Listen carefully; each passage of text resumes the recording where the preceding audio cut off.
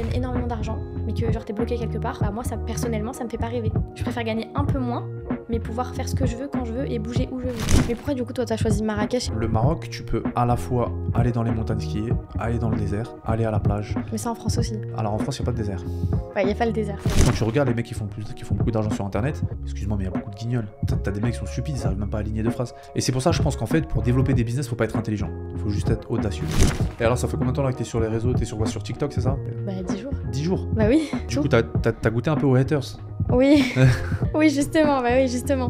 Il y a les consommateurs et il y a ceux qui se font de l'argent. Si tu te fais pas d'argent avec ton téléphone, les réseaux sociaux et le digital, c'est que t'es un consommateur. Le problème, c'est que si t'es un consommateur, bah, c'est toi qui enrichis ceux qui se font de l'argent. Tu vois. Il y a beaucoup de complexes à Dubaï. Je sais pas moi, t'as une voiture à 450 000 euros, là, tu vois, t'es en place. T'arrives à Dubaï, t'es genre même la moyenne, quoi. Je pense que ton ego prend un coup. Je pense qu'il y a un moment, il y a un complexe qui se dit putain, mais plus personne ne me regarde. Bonjour et bienvenue à tous dans ce nouvel épisode de podcast. Vous allez voir, il va être incroyable aujourd'hui. Du coup, j'ai la chance et l'honneur d'avoir accueilli, on va dire, autour de cette table, un profil super intéressant, une personne super intéressante. Voilà, on va discuter de sujets croustillants, de sujets qui intéressent tout le monde, de sujets qui vous passionnent et que vous adorez, j'en suis convaincu. Donc c'est parti pour ce nouvel épisode podcast et j'espère qu'il vous plaira. Restez bien jusqu'à la fin et n'hésitez pas, commentaire, liker. Et puis c'est parti pour ce nouvel épisode. Bonjour Maya. Bonjour Christophe. Déjà merci d'avoir accepté cette invitation. Avec et plaisir. De pouvoir échanger un peu autour de cette table et discuter un peu. Parce que voilà, je sais qu'on a des intérêts qui sont, on va dire, un peu similaires. On évolue un peu dans le même écosystème, dans le même environnement. Parce qu'il faut savoir qu'on est à Marrakech actuellement, et ça fait maintenant un petit moment. On va dire qu'on est de la nouvelle génération d'entrepreneurs, de personnes ambitieuses à Marrakech. Et on a des beaux sujets aujourd'hui autour de cette table qui intéressent beaucoup de personnes. Et voilà, tout simplement, déjà dans un premier temps, si tu peux te présenter, qui tu es, d'où tu viens. Donc moi je m'appelle Maya, ça fait à peu près 7 ans que je suis dans l'entrepreneuriat, justement. De toute façon j'ai fait que ça, j'ai jamais fait autre chose, après dans plusieurs domaines. Et là du coup j'habite à Marrakech, moi ça fait 1 an. Avant j'habitais en France, mais je bougeais énormément. Donc je suis souvent entre Marrakech, Paris et Bordeaux. Voilà. Ok, donc ce qui veut dire que tu as grandi en France, c'est ça. Éducation financière française, éducation scolaire française, état d'esprit français. Entre quoi, Paris et Bordeaux, c'est ça? Et du coup, la plus grande partie de ta vie, tu l'as vécu en France. Oui, bien sûr. Et qu'est-ce que tu penses du coup de la France? Pourquoi tu as décidé de quitter la France comme des dizaines, des centaines d'autres personnes, entrepreneurs ambitieux, qui quittent la France pour des pays comme Dubaï, Amérique du Sud, l'Asie, Marrakech? Qu'est-ce qui t'a poussé à partir? Moi, dans tous les cas, en fait, j'habitais à Bordeaux pour mes études. Donc, j'avais fait chef de projet digital là-bas. J'avais quitté justement ma ville d'origine pour vraiment juste pour faire mes études, parce que mon école, elle était que à cet endroit-là. Et j'ai pas trop aimé. Vraiment, j'ai pas vraiment aimé la ville. Donc, dans tous les cas, je voulais déménager une fois que j'ai terminé mes études. J'étais restée ensuite pour ma clientèle, parce que du coup, j'avais développé tout mon business là-bas. Donc, en fait, je me sentais un peu emprisonnée. Si je partais, du coup, j'avais plus de source de revenus. Mais vu qu'après, j'ai développé d'autres choses un peu digitales, là, c'est là que je me suis dit, je veux déménager de Bordeaux. Donc, soit j'allais retourner à Paris, soit justement Dubaï, ou du coup Marrakech. Et Marrakech, j'ai trouvé que c'était le bon entre-deux, parce que c'est pas trop loin. Étant donné que je dois revenir souvent en France, tu vois, les allers-retours, le vol, c'est à côté. En 3 heures, je suis rentrée. Et puis, le mode de vie, quoi. J'avais pas mal d'amis aussi qui étaient ici, tu vois, déjà. Donc, ça m'a motivée. Quand j'ai vu un peu le lifestyle, tu peux bosser, mais à la fois, l'environnement, en tout cas, je trouvais que pour le travail, et moi, ce que j'allais faire, il était top. Ok, voilà. Du coup, il y a une question qui revient souvent, d'ailleurs, je pense que c'est peut-être la question qui revient le plus souvent. Dubaï, Marrakech, c'est quoi le mieux? C'est quoi Pourquoi Marrakech, pas Dubaï? Pourquoi les gens partent à Dubaï, pas Marrakech? Ces phénomènes, d'après toi? Pourquoi ils partent là-bas? Après ça, il y a plusieurs, je pense qu'il y a plusieurs raisons. Mais entre les deux, je pense qu'après les deux, c'est différent. Les deux, c'est différent. Moi, franchement, c'était plus question pratique en tout cas. Tu vois, genre, c'est plus proche, c'est moins loin. J'étais pas encore dans un truc où j'allais plus bouger. Si vraiment tu pars, mais tu sais que tu rentres pas forcément en France ou pas souvent, pourquoi pas Dubaï? Mais là, non, moi... Ok, donc toi, c'était plus pour des questions logistiques. Ouais, voilà, questions logistiques. Tu voulais être proche de la France. Ouais. Et, ok, mais tu aurais pu choisir l'Espagne, par exemple. Ouais, en effet. Oui, par exemple. Mais non. Ok. Et toi, tu penses que c'est pourquoi, justement, que les personnes préfèrent Dubaï, Marrakech entre les deux? Et toi, pourquoi pourquoi Marrakech et pas Dubaï, du coup, vu que ça fait... Ouais, carrément. Alors moi, j'ai déjà eu une expérience Dubaï. Ouais, Je suis déjà parti un peu moins d'1 an à Dubaï. C'était pour étudier l'anglais. J'étais en école universitaire à Dubaï, la langue. Donc franchement, éducation incroyable. Franchement, superbe expérience. Après, moi, je me suis vraiment mis dans une zone où je suis sorti de ma zone de confort. C'est-à-dire que je suis parti à Dubaï, j'ai tout quitté en France. J'étais salarié. Voilà, moi, j'ai un diplôme d'ingénieur. J'étais salarié pendant 5 ans. J'ai travaillé dans des grands groupes. Enfin, bref, c'était vraiment, on va dire, le bon père de famille, tu vois. ok. Mais ça m'a saoulé. Clairement, ça m'a saoulé. La France, elle est, je pense, en décadence. Enfin, elle est en déclin, tu vois, depuis ces 10-15 dernières années. Et en plus, avec le digital, etc. Donc, je pense qu'il faut aller voir ailleurs. Donc, j'ai tout lâché. Je suis parti à Dubaï vivre mon expérience. Je suis pas forcément parti dans l'esprit entrepreneurial, tu vois. Mais je suis plus parti dans Ok. l'esprit de découvrir une nouvelle expérience. Tout le monde parle de Dubaï, etc. Donc, je suis parti avec mes valises. Ok. C'était quand? C'était en 2017. Ok. C'était en 2017, je suis parti et ensuite, ben, écoute, j'ai fait quasiment 1 an. J'ai énormément évolué donc sur la langue anglaise, c'était le but. Après, moi, je suis sorti dans ma zone de confort. Pourquoi? Parce que j'ai pris une colocation avec des Indiens. On était Ok. 12, on était 12 dans une chambre. Ah oui, ok. Tout le monde parlait anglais. C'était vraiment, en fait, je voulais vraiment mettre en mode, Ouais. j'y vais pour un but, un objectif, tu vois, et rien d'autre. Ok. Mais j'ai kiffé. Et j'ai kiffé le lifestyle sur place. Après, peu importe ce qu'on dit, le lifestyle sur place, il a quand même un coût, tu vois. Je pense que si tu veux vivre décemment, parce que la personne qui va quitter la France pour viser un Dubaï, c'est pour upgrade sa vie, tu vois. C'est pour améliorer son quotidien. Et pas pour être dans une chambre avec 12 Indiens, tu vois. Ouais. Et donc, je pense que si t'as pas un business stable, si t'as pas les ressources nécessaires, après, je dis pas qu'il faut 20 000 euros par mois, forcément, tu vois. Mais en tout cas, si tu veux voilà, commencer à vivre décemment, entre guillemets, ben, il faut déjà avoir un truc stable et des bons revenus, tu vois. Donc, Ah mais je suis d'accord. Moi c'est aussi une des raisons pourquoi justement je suis pas partie maintenant à Dubaï, c'est que le niveau de vie pour justement, enfin quand t'as de l'argent, le confort il est top, mais justement il faut assumer ce train de vie, tu vois. Et c'était pas pour y aller et rester 3 mois là-bas ou 6 mois. Hmm. Donc c'est un truc à prendre en compte, c'est pas du tout Ouais, le carrément, même coût. Hein. bien sûr. Après, par contre, il y a une chose qu'on ne peut pas enlever, c'est qu'effectivement, à Dubaï, tu as la sécurité, c'est vrai. Ouais. Fiscalement parlant, ça n'a absolument rien à voir avec la France. Enfin, on est sur deux antipodes. Et c'est vrai que si tu as ton business et que tu t'établis là-bas, ok, clairement, je pense que tu as un environnement, un écosystème qui favorise tout le développement de ton business, qui te permet d'avancer dans des bonnes conditions, tu vois. Après, Marrakech, c'est différent. C'est différent. La vibe, elle est différente. Moi, je trouve qu'on est en sécurité à Marrakech, Ouais, clairement. je trouve aussi. On a un mélange d'évolution du pays, enfin de la ville, même du pays, hein, du Maroc en général. On part vraiment dans la bonne direction, tout en gardant un peu, tu vois, cette énergie un peu locale. Tu De vois. simplicité. Exactement, de simplicité. Typiquement, tu peux trouver des très beaux restaurants qui coûtent très très cher. Tu as par exemple le Royal Mansour, tu as la Mamounia, etc. C'est très très cher. Et tu peux à côté te retrouver juste en face des petits restaurants Beldi où tu manges pour rien, tu vois. Ouais. Donc c'est tout ça qui fait que finalement, tu as un peu le choix ici. Le choix du roi. Tu peux développer tes business d'ici, effectivement.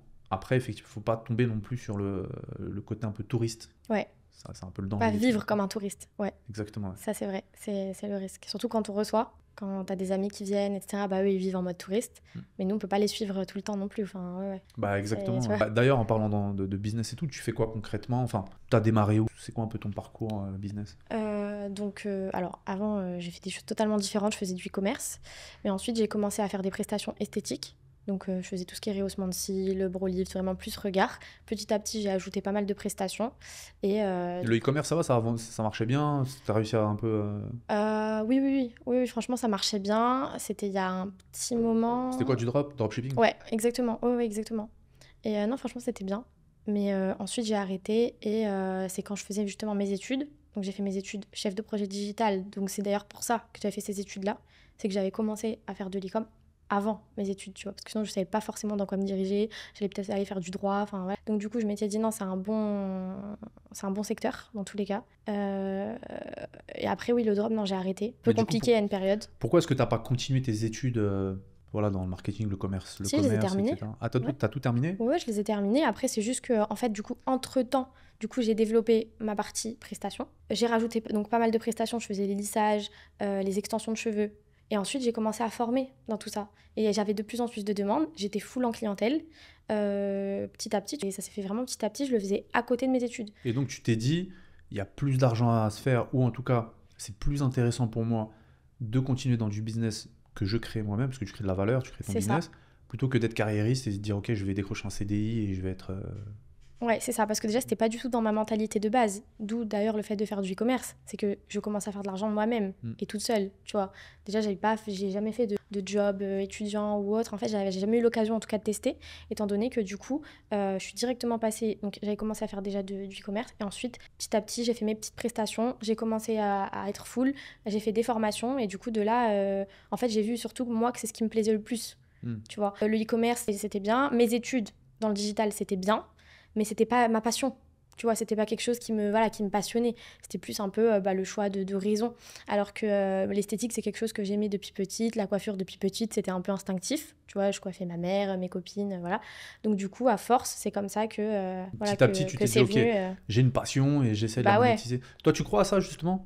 Que genre on a notre passion et on arrive à monétiser, on arrive à du coup, oui. plus avancer. Typiquement, si moi par exemple je me mets dans l'esthétique, entre toi et moi, toi t'es passionné, moi je suis pas passionné. Ok. Est-ce que tu penses que tu vas toujours me battre quoi qu'il arrive à tous les niveaux parce que t'es passionné et que moi je pourrais jamais genre passer devant toi quoi. Ouais. Alors peut-être pas à tous les niveaux justement parce que c'est vrai qu'il n'y a pas que ça. Il n'y a pas que la passion, il n'y a pas que la technique en soi. Il y a plein de trucs à prendre en compte si tu veux réussir dans ce domaine, tu vois. Donc en effet, tu pourrais me battre sur d'autres domaines. Par exemple, si tu communiques mieux que moi, tu auras plus de clients que moi. Ça, c'est sûr. Alors que moi, je fais un meilleur travail que toi. J'ai une meilleure technique, j'ai une meilleure main.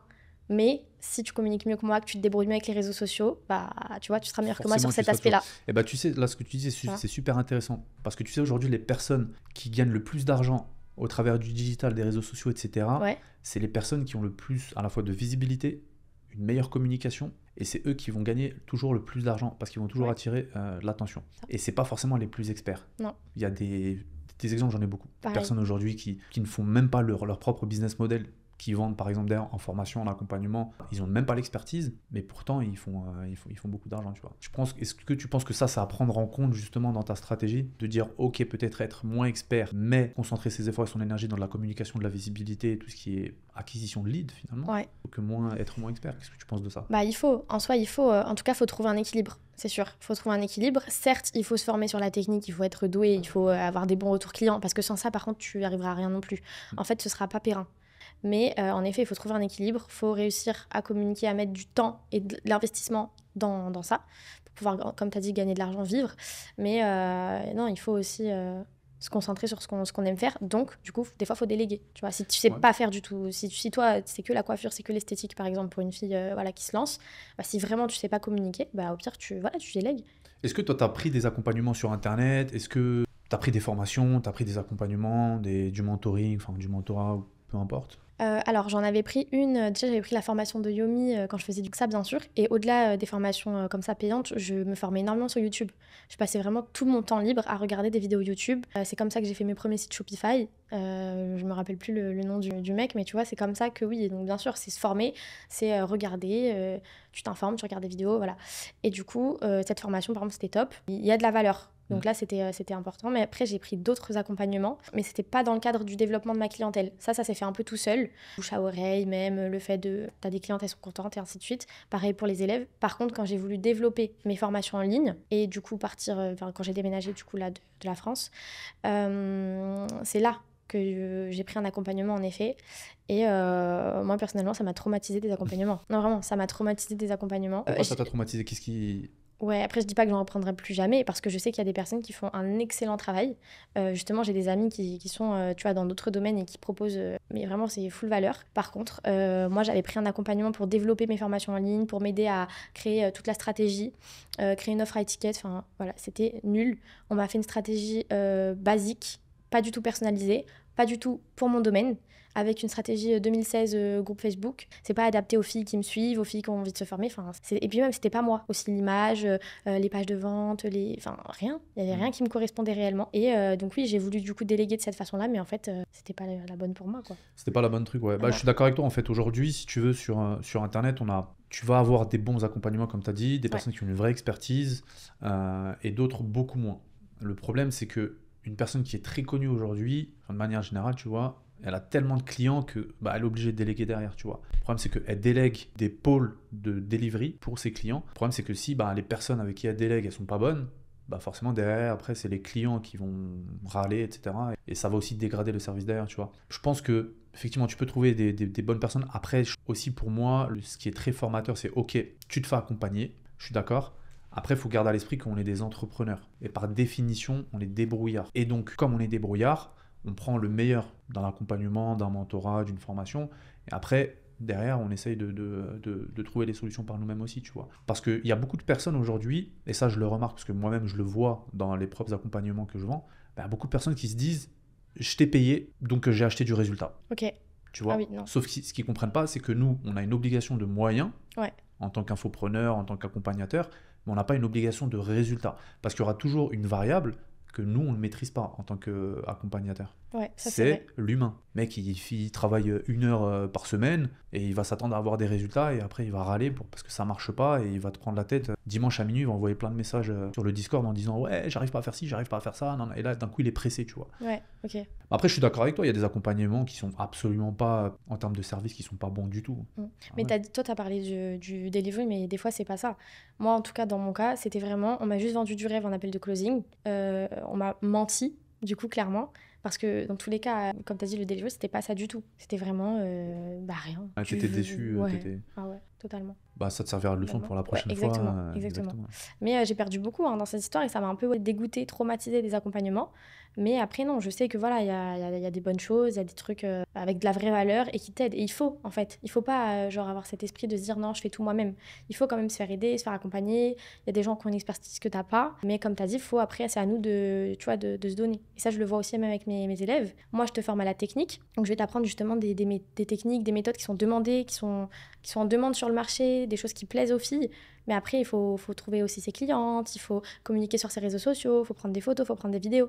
C'est sûr que si tu fais juste la formation, mais qu'ensuite, t'es pas déterminé, tu pourras pas malheureusement remplir ton carnet et avoir plein de clients. Et tu penses que ça, c'est un état d'esprit français ? Non, c'est vrai que ça l'est pas. Non. Surtout pour des filles qui sortent du salariat, qui ont travaillé des fois 10-15 ans, il faut vraiment changer tout son mindset pour arriver à ça. Ah oui, non, c'est pas français. Ok, ouais. Et qu'est-ce que tu penses d'ailleurs de la France actuellement, la fiscalité Est-ce que si par exemple tu entreprends en France, tu as une chance d'avancer ? C'est quoi un peu ta position c'est dur. Non, c'est dur, on est beaucoup taxé. Après, je pense que c'est aussi une des raisons pour laquelle les gens quittent. Parce que c'est trop difficile. En fait, c'est même pas que tu... Enfin ouais, t'es trop taxé, mais c'est que tu t'en sors pas du coup. Genre, t'arrives même pas à dégager des fois un revenu que tu vas avoir en salariat. Donc, il n'y a pas d'intérêt.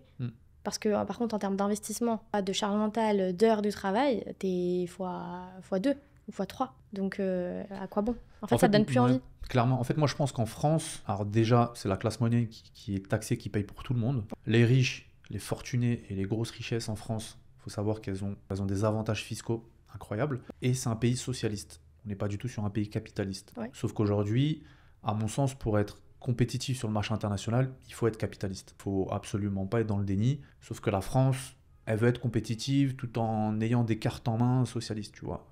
Donc la redistribution de richesses, etc. Et en fait, je pense que tous les salariés, ils sont dans une sorte d'illusion d'ascension sociale qui n'existe absolument plus aujourd'hui. Moi, j'ai un diplôme d'ingénieur. La première claque que je me suis mangée, c'est le salaire. C'est que, en fait, je suis rentré dans une entreprise, j'étais genre en bas de l'échelle. Pourtant, j'ai fait 6 années de sacrifice, entre ne pas partir en vacances, travailler 3 fois plus que tout le monde. Et au final, quand j'ai eu mes diplômes, je suis sorti, je me suis dit, ok, c'est bon, à partir de maintenant, je vais souffler, la vie commence, mais pas du tout. Les problèmes commencent, tu vois. Et je pense qu'on est tous, en fait, dans une illusion, et c'est pour ça qu'il y a beaucoup aussi pareil, comme toi, des personnes qui sortent d'école de commerce, qui sortent de trucs, et qui comprennent la supercherie finalement, et qui disent, attends, aujourd'hui, t'as un mec de 20 ans qui fait 2-3 millions par an. Le gars, il a mis sa boîte à Dubaï. Il a mis sa holding au Luxembourg. Il a fait un montage assez intéressant. Le mec, il a 20 ans. Qu'est-ce que je vais me faire chier à travailler 40 ans pour quelqu'un, gagner 2800 € ou 3000 € net, et ensuite m'acheter une résidence principale, qui va se faire surtaxer ces 10 prochaines années. En bout de course, le français est perdant. Clairement, et ça, les nouvelles générations le comprennent, tu vois. Moi, c'est ce qui me faisait peur quand je faisais mes études, justement. Je me disais, non, mais c'est pas possible. Je suis en train de regarder des vidéos pour faire ça. Je vais pas ensuite me mettre dans un truc où tu fais 8h, 17h tous les jours. En tout cas, ça faisait pas partie de mes envies, de ma philosophie de vie. Parce qu'il y en a, par contre, je pense que c'est fait pour eux. C'est pas de donner à tout le monde non plus d'entreprendre, parce que c'est super dur. Il y en a, ils sont dans le salariat et c'est mieux pour eux. Parce que voilà, il y a ce confort, cette sécurité, et c'est fait pour eux. Mais franchement, regarde comment les jeux, ils sont truqués. Je te jure, c'est vrai, ça m'est arrivé. Je travaillais pour une boîte de consulting, donc j'étais consultant. Et le commercial consultant, tu vois, tous les ans, tu as ce qu'on appelle un point annuel où tu réévalues ton salaire Et c'est là où tu demandes une augmentation. Et donc, je crois que c'était la 2e année ou un truc comme ça, ou 3e année. Et donc, je fais un point avec ce commercial. Le gars, ça faisait 10 ans, il était dans la boîte commerciale de cette boîte. Et je dis, écoute, faut un peu discuter d'une augmentation, tu vois. Donc, déjà, les mecs en face, ils te parlent en pourcentage. En plus, c'est du pourcentage brut. Enfin, bref, le gars, il te brouille déjà d'emblée. Comme ça, t'as pas le temps de faire les calculs. Et toi, tu comprends pas en réalité, t'es augmenté de combien, tu vois. Je te jure, c'est vrai. Il me dit, écoute, arrêtons de parler argent. Tu sais, ici, c'est une grande famille. Il n'y a pas que l'argent, tu vois. Genre, en gros, c'est pas que l'argent qui va être décisionnaire. Ici aussi, on a des avantages. C'est une grande famille ici. Il faut vraiment que tu restes. Parce que moi, je leur avais dit, écoute, si tu m'augmentes pas, moi, c'est simple, j'arrête. Ah non, non, pas du tout, il n'y a pas que l'argent. Arrête aussi. Ici, c'est sympa. Je te jure, 6 mois après, ce commercial, il est parti parce qu'il a eu une augmentation ailleurs. Tu vois un peu le foutage de gueule. Oui, C'est-à-dire que les mecs te pas. disent, il n'y a pas que l'argent, mais à l'intérieur d'eux-mêmes, ils savent que c'est pour l'argent, tu vois. Donc, je pense qu'ils endorment tous les salariés comme ça pour qu'au final, alors ils te vendent des beaux tickets restaurants, ils te vendent des CE, Ouais. ils te vendent des avantages et du team building. On a les meilleurs cafés du bâtiment, on reste chez nous. C'est des trucs au final, c'est nul. Faut voir les familles aujourd'hui, elles se battent pour avoir des tickets vacances. Mais je trouve que c'est minable. Ou la retraite aussi, on entend beaucoup parler de la retraite. Moi, la retraite, ça me fait pas rêver. Peut-être parce que je suis jeune, mais ça me fait rien. Je ne compte même pas dessus. Genre, tu vois, tout le monde parle de la retraite et tout, mais... D'une, c'est de loin pour nous. Ouais. Et de deux, c'est clairement, nous, les Français, enfin, ceux qui ont une éducation en France, il n'y a plus de confiance. Ouais, on sait pas si vraiment tu veux dire on va nous la donner ou... C'est un peu- Elle est réformée tous les 2 Ouais. ans, tous les 3 ans. Quand est-ce qu'on l'aura, quoi? Qu'est-ce qui se passe? Genre, c'est-à-dire quand nous, on va arriver à 75 ans, Ouais, enfin, déjà, je trouve que c'est déjà ce concept de retraite, je trouve que c'est bancal, en fait. ouais, c'est ça. Enfin, c'est un concept C'est que je ça. n'ai jamais réussi à comprendre, Ouais. à assimiler, parce que tu vas attendre jusqu'à tes 65 ans, 70 ans, si elle est à cet âge-là. Mais à cet âge-là, déjà, t'es fatigué, t'es plus en forme, t'as plus de patience, t'es peut-être en mauvaise santé. Si on te donne pas toute ta retraite, tu fais quoi? Toi, avec ta mauvaise santé, tu vas aller te battre pour aller réclamer tes 300 € supplémentaires. C'est nul. En plus, t'en profiteras même pas, tu vois, on le sait. Donc, je comprends pas en fait ce truc de retraite où les gens ils sont en fondant, les salariés sont en fondant, je me construis une retraite. Non, et en plus de ça, je vais te dire un truc, c'est que le français n'est pas éduqué. Le français, c'est un exécutant, mais il n'a aucune éducation, ni économique, ni sociale, ni financière. Il ne comprend absolument rien. Il est à côté de la plaque. Et c'est pour ça qu'il y a beaucoup de personnes qui se font berner, qui se font avoir en France. C'est parce qu'ils n'ont pas tous les tenants et les aboutissants, parce qu'ils sont endormis. Tout le monde est sous perfusion d'aide de l'État. Tout le monde compte sur l'État. Ok, je vais même te raconter une autre histoire. Une fois, il y a un gars, je crois que c'était une femme, elle est partie, alors à l'époque, je crois, pour le RSA, etc., il fallait que tu te déplaces au guichet en direct, tu vois. Et la dame, elle a dit, ouais, je veux mon salaire, en parlant du RSA ou des aides. Mais tellement dans le conscient ou dans l'inconscient des gens que c'est un dû, que c'est une obligation, les mecs, pour eux, ce sont des salaires. Du Ah, style, là, on parle, le c'est mot pas du tout un salaire, salaire. il Non, est où non, mon c'est vrai que salaire? c'est pas du tout un salaire, oui, oui. Il est où mon salaire pour le Ouais. RSA ou pour le Ouais. chômage ou je sais plus quoi. Après, il tu y en a plein qui le voient comme ça. Hein. vois. Ouais, mais sauf Ils le que voient comme ça. c'est biaisé. C'est biaisé parce que c'est une aide qui a été donnée entre guillemets par l'État et ce Ouais. qui fait que, et ça a très bien fonctionné côté étatique parce que tout le monde est sous perfusion d'aide et tout le monde a peur de perdre cette aide, donc tout le monde est plus facilement manipulable et orientable. Des scénarios comme ça, tu ne les as pas à Dubaï, tu ne les as pas en Chine, tu ne les as pas. Non. Ça n'existe pas. Même aux États-Unis, c'est un pays capitaliste, il ne s'en cache pas, c'est marche ou crève, tu vois. Ouais, et puis même, on t'apprend plus à entreprendre. En France, on t'apprend pas ça, même à l'école. On t'apprend rien du tout. Mais rien pour gérer une entreprise, ouvrir une entreprise, même le b.a.-ba, ouvrir une auto-entreprise. Jamais on va te l'apprendre à l'école. Même survoler, on va pas le faire. Alors que c'est des trucs de base qu'on devrait apprendre.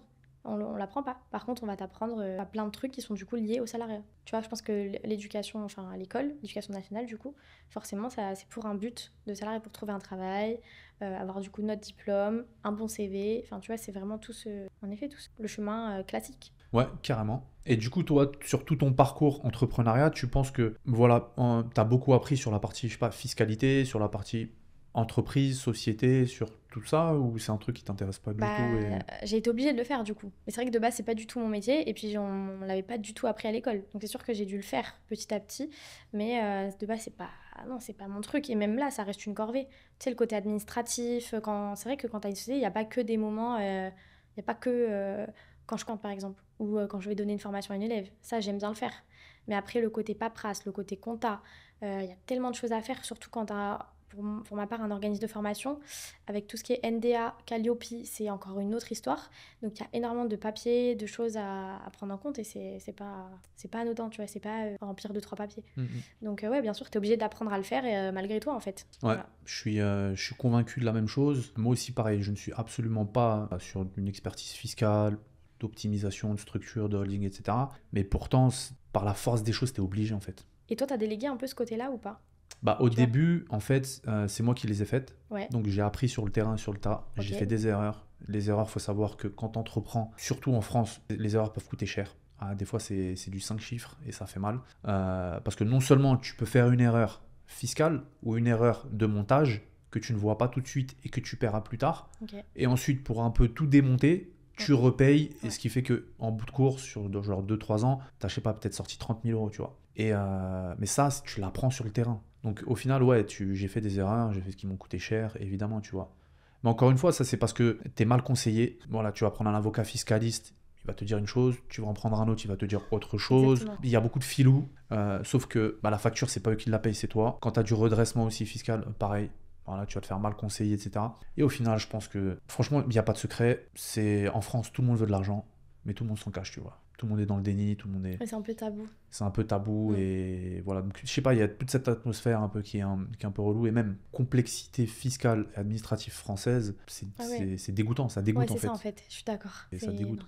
non. Parce qu'en France, moi j'ai plusieurs sociétés, j'ai aussi une holding et je me rends compte en fait de la charge de travail à fournir mensuellement pour donner les bons documents aux bonnes personnes, sans erreur, sans truc. Et des fois, je me tire les cheveux. Ah oui, Je pareil. suis peut-être à entre 10 et 20 heures par mois, tu vois, juste pour cette partie-là. Mais c'est du temps que tu n'alloues pas à développer ton business, tu vois. Ah mais c'est ça, hein. Moi c'est pareil, hein, vraiment pour le côté formation, organisme, c'est par élève, par truc, c'est du temps, c'est énormément de temps. Et tu Ouais. délègues pas du tout dans cette partie-là. C'est compliqué un peu de déléguer. Alors si je vais déléguer, on Ouais. va dire la partie fiscale, je vais déléguer la partie, on va dire, tout ce qui est remplissage, tout ce qui est déclaratif, etc. Oui, je vais le déléguer, tu vois. Mais par contre, tout ce qui est fourniture, tu vois, fournir des documents, fournir des factures, Bah, ça, c'est fournir nous. des justificatifs. Ah, ça, Des fois, on me demande des facturettes de 3 euros, il y a genre 11 mois. Enfin, va la retrouver le truc. ah oui, je suis d'accord. Moi, Mais une c'est galère. quoi cette dinguerie, Une quoi? galère. Enfin, à un moment, on le sait en France qu'il y a ce genre de problématique. Il y a personne à un haut niveau qui s'est dit, bon les gars, on va essayer de simplifier ça au maximum.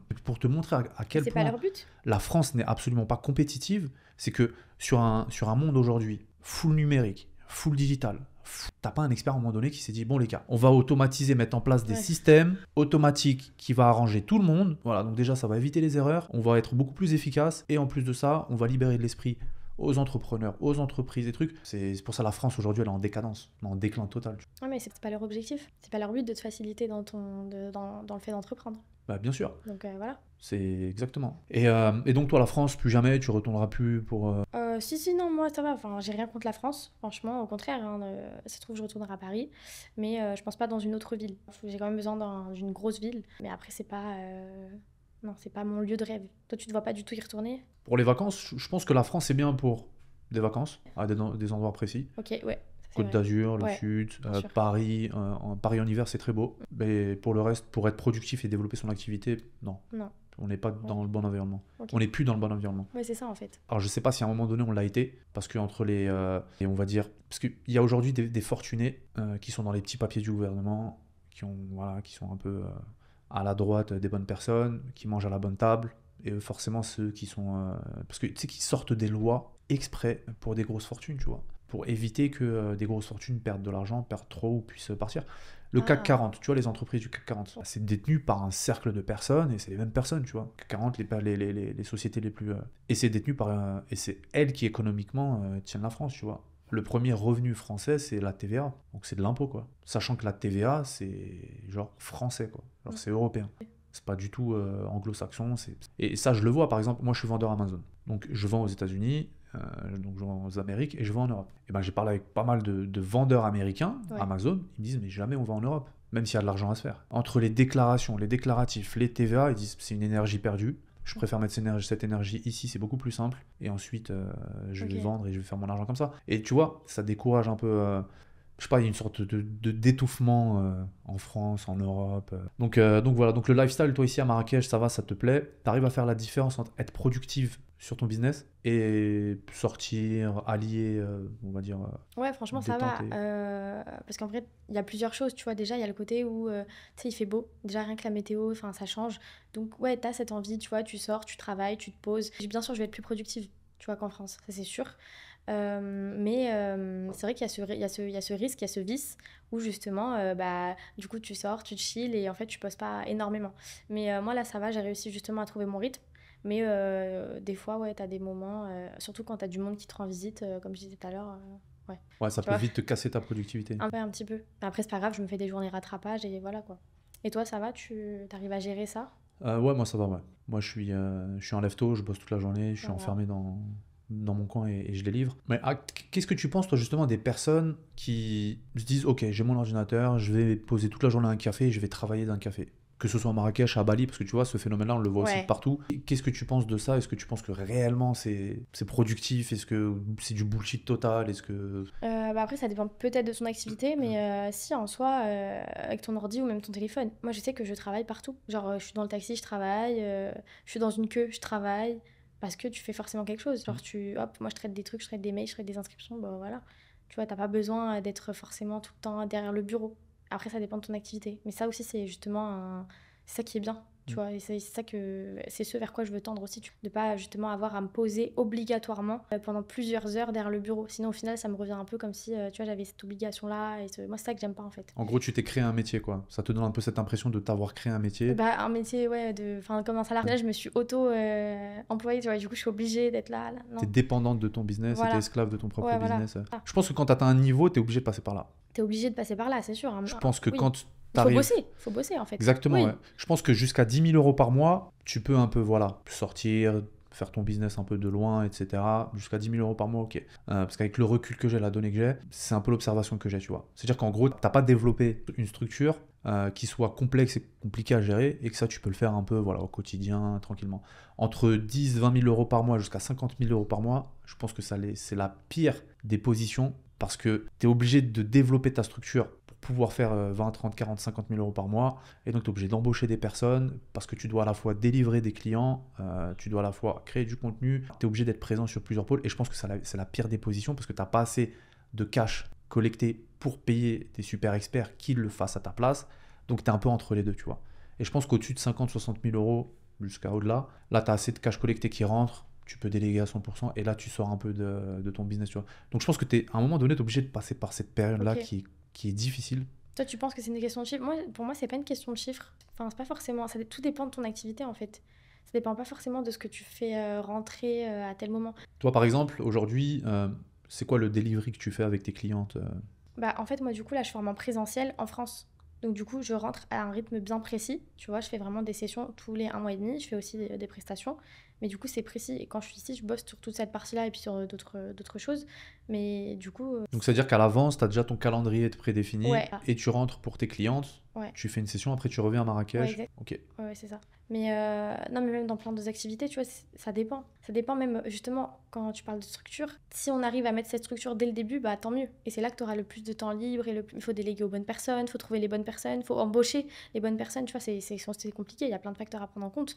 Mais c'est ça qui va faire que tu peux te permettre de chiller un peu plus ou pas, ou d'être plus libre et de pas te mettre comme ça tous les jours, tu vois. Mais c'est sûr que pareil, encore une fois, c'est une étape à passer. Le fait de vraiment déléguer, embaucher et tout. Mais c'est-à-dire que demain, si tu passes le nombre de tes clientes, tu fais x10 sur le nombre de tes clientes. Est-ce que tu auras la même charge de travail aujourd'hui ou pas? Bah oui et non, du coup, parce que je vais pouvoir justement déléguer d'une autre manière, comme tu disais, tu vois. Ok. Donc, Et du coup, au niveau des présentiels, il faudra que tu ailles plus sur place ou un truc comme ça ou pas du tout?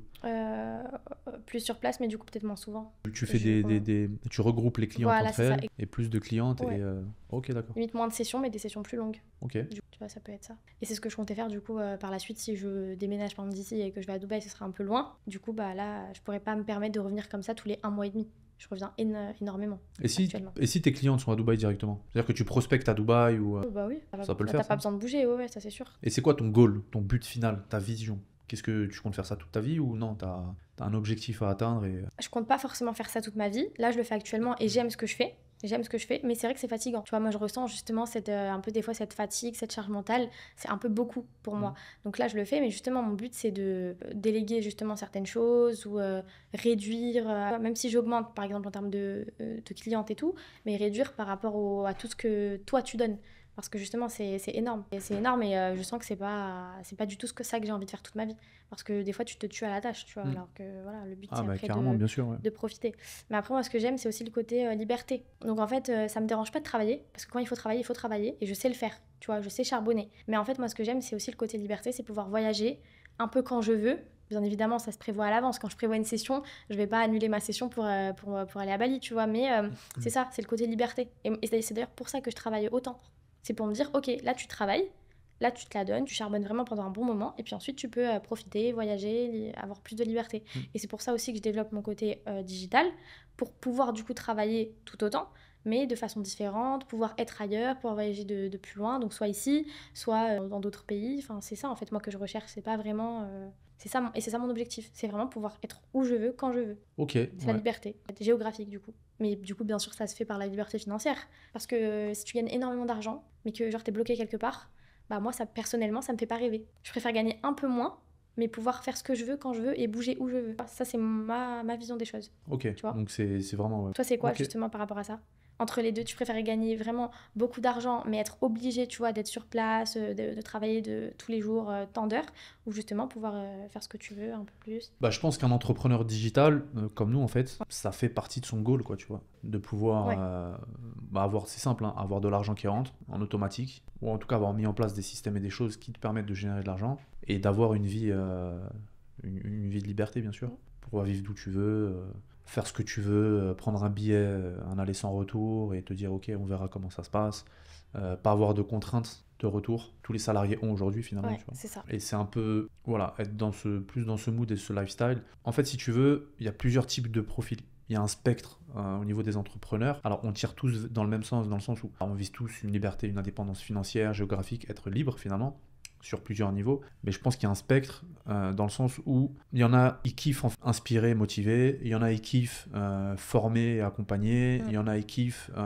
juste kiffer la vie, être discret. Je pense qu'il y a tout un spectre de caractère entrepreneur. Mais je pense qu'on a finalement tous un peu le même goal. On tire tous dans le même sens et finalement une indépendance, tu vois, une indépendance totale et à tous les niveaux. Et on en revient à la France, bah, c'est pas le but premier, c'est pas une stratégie, on va dire, politique. Parce que nous qui sommes indépendants, demain on prend nos clics, nos claques et on taille.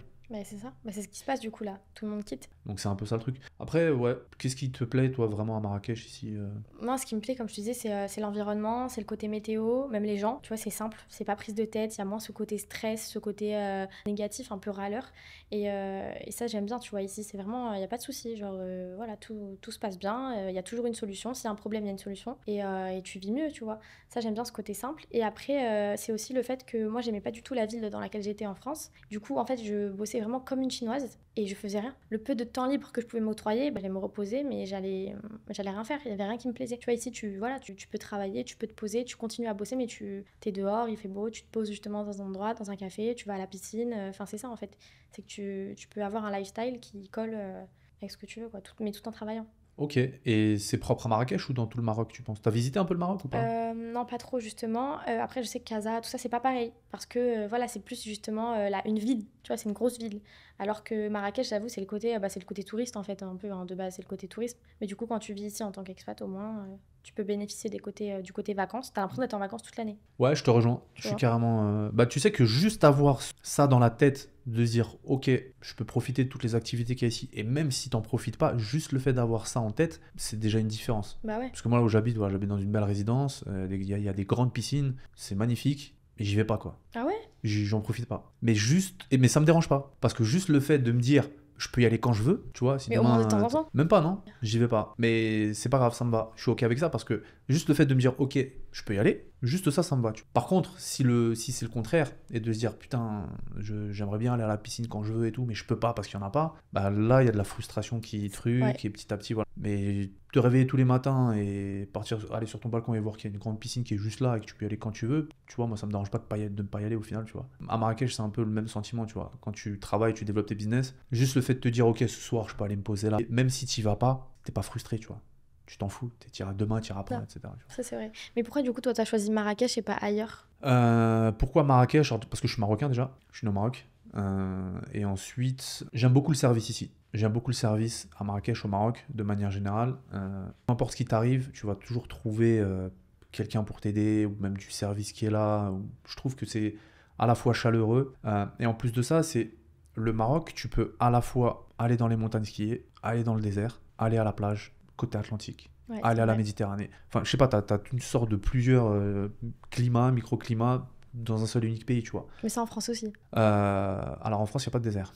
Ouais, il n'y a pas le désert, c'est vrai. tu vois. Et bah, regarde Marrakech, par exemple. Tu vois, quand voilà, c'est plein soleil, il fait très chaud, Ouais, et en face, quand tu vois l'Atlas, c'est genre une chaîne de montagnes enneigées. Enfin, ouais, le c'est contraste, c'est vrai. juste incroyable, tu vois. C'est magnifique. Et quand tu vas côté...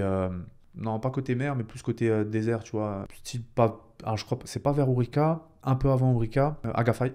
Ah oui, oui, oui, bien Quand tu sûr. vas côté Agafay, Ouais, tu ouais, vois, des fois, tu peux prendre des restaurants sur des sortes de collines et tout. Tu vois, t'es genre dans le désert, c'est et en sympa. face, t'as un Atlas magnifique enneigé. Genre, le contraste est juste ouf, je trouve, tu Ouais, vois. non, mais c'est vrai. Et juste ça, bah, je trouve déjà que c'est incroyable. Juste l'atmosphère est incroyable. Après, tu as le service qui est autour aussi, il est incroyable.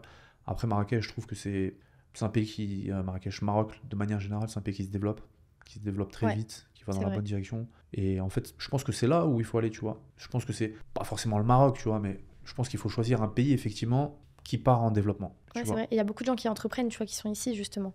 Bah oui, parce que Euh, ça te crée des ouais. opportunités, ça te crée des affaires, ça te crée voilà, du business. Mm. Et juste ça, en fait, je trouve que c'est motivant et inspirant. Ouais, je trouve Mais aussi, surtout, justement. c'est voilà, tu es dans un écosystème qui est super intéressant. Et enfin, pour des profils comme nous, tu vois. Par contre, quand tu es dans un pays, effectivement, la France, elle est quand je dis la France, elle est en déclin, c'est que la France ne crée pas, tu vois. Il n'y a pas de création en France. Il n'y a pas de Ouais. création Et de... puis nous, on se sent un peu incompris. Tu vois, je trouve qu'ici, c'est mieux parce que tu trouves des gens qui comprennent ce que tu fais, qui comprennent ce que tu veux faire. Et c'est ouais, c'est mieux. Au-delà du côté réseau, c'est vraiment bah, ouais, des gens qui te ressemblent quoi, un peu Mm. plus. C'est vrai qu'en Ouais, France, des fois, carrément. c'est la mentalité trop français, salarié, et puis du coup, bah, ça te bloque. Tu sais, on va te sortir des phrases genre «Ah, la chance», parce qu'on comprend pas tous les efforts qu'il y a derrière. Ou alors «Ah non, ah, tu veux faire ça?» Tu vois, genre, c'est trop. Parce que, bah, encore une fois, c'est des mentalités qui ils ont beaucoup de croyances limitantes. Après, Bah, tout le monde peut en ouais. sortir, hein, ça, par contre, tout le monde peut en sortir. Mais Ah, voilà, moi, je pense que c'est pas. tout le monde ne peut pas. Ah Je pense que tout le monde ne peut pas en sortir parce que si la personne, il va y avoir plusieurs profils. Tu vas ouais, avoir le profil il ne sait pas, il ne sait absolument pas qu'ailleurs il peut faire mieux, ok. et donc toute sa vie va rester, en gros, ok, je dois faire ça et je fais ça et ça changera pas, Ça, quoi. je suis d'accord. Si tu sais pas, oui, bien sûr. Après, il y a celui qui sait mais qui refuse. Il est dans le déni. Ok. En gros, il sait qu'il y a des petits gamins qui ont deux fois moins que lui que son âge, qui gagnent 15 fois plus par jour que lui, et se met, c'est pas possible, ça n'existe pas, Ou alors c'est de c'est que les autres et l'arnaque, pas et lui. voilà, c'est que les autres, c'est Ouais, pas moi. ok. Donc lui, il sait, il a l'info, mais il est dans le déni. Ouais, Et après, effectivement, tu as celui qui sait et qui est ouvert justement à explorer état d'esprit de croissance, d'avancée, d'apprentissage, etc. Et ce mindset-là, je pense qu'il n'y a que lui en fait qui peut sortir. ouais, ok. Il n'y a que lui vraiment. J'ai beaucoup baigné dans le milieu salariat, Mm. et j'ai traîné avec beaucoup de salariés, Ouais, j'ai passé beaucoup de temps dans les bureaux, et je peux te dire que la majorité des profils, ils sont en mode c'est comme ça et pas autrement, quoi. mm. Et tu as des mecs qui sont brillants, intelligents, s'ils mettraient cette énergie, cette Dans un intelligence projet, ouais, exactement c'est vrai. pour eux-mêmes, il y a des mecs qui feraient énormément d'argent. Parce que Ouais. quand tu regardes les mecs qui font beaucoup d'argent sur Internet, excuse-moi, mais il y a beaucoup de guignols, Ah oui, beaucoup de gogoles. T'as des mecs qui sont stupides, ils n'arrivent même pas à aligner deux phrases. mais ils ont compris le truc. Et ils ont compris le truc, Ouais, exactement.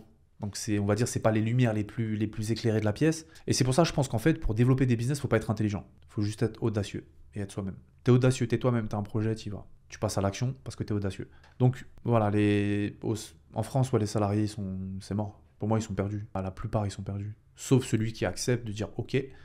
Ça, je le voyais, hein. Mec au bureau, ouais, sur les réseaux, c'est quoi ça? Ah, c'est des trucs de gamins, trucs, ça s'amuse.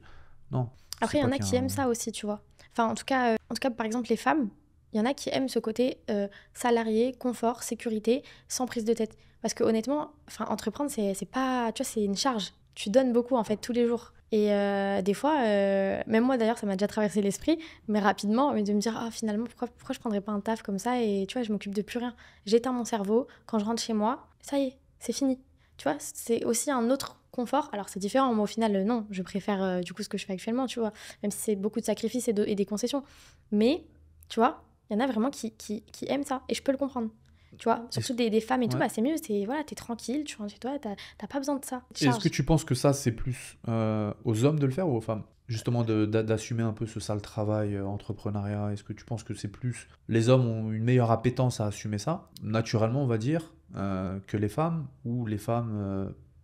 Naturellement, ouais, je vois ce que tu veux dire. Alors, naturellement, enfin, pour moi, les deux peuvent le faire. Bah, la preuve, tu vois, moi, je suis une femme, j'entreprends. Mais les deux peuvent le faire, et un homme aussi. Mais justement, un homme peut-être un peu plus, tu vois, parce qu'il y a ce côté où, dans tous les cas, tu vois, je sais pas, il sort, il entreprend des choses, il travaille. Mais une femme, vraiment, le côté, surtout quand t'as des enfants, le côté entrepreneuriat, enfant, vie de famille, foyer, c'est beaucoup. Et c'est trop. Comme on dit souvent de la charge mentale des femmes, mais c'est vrai.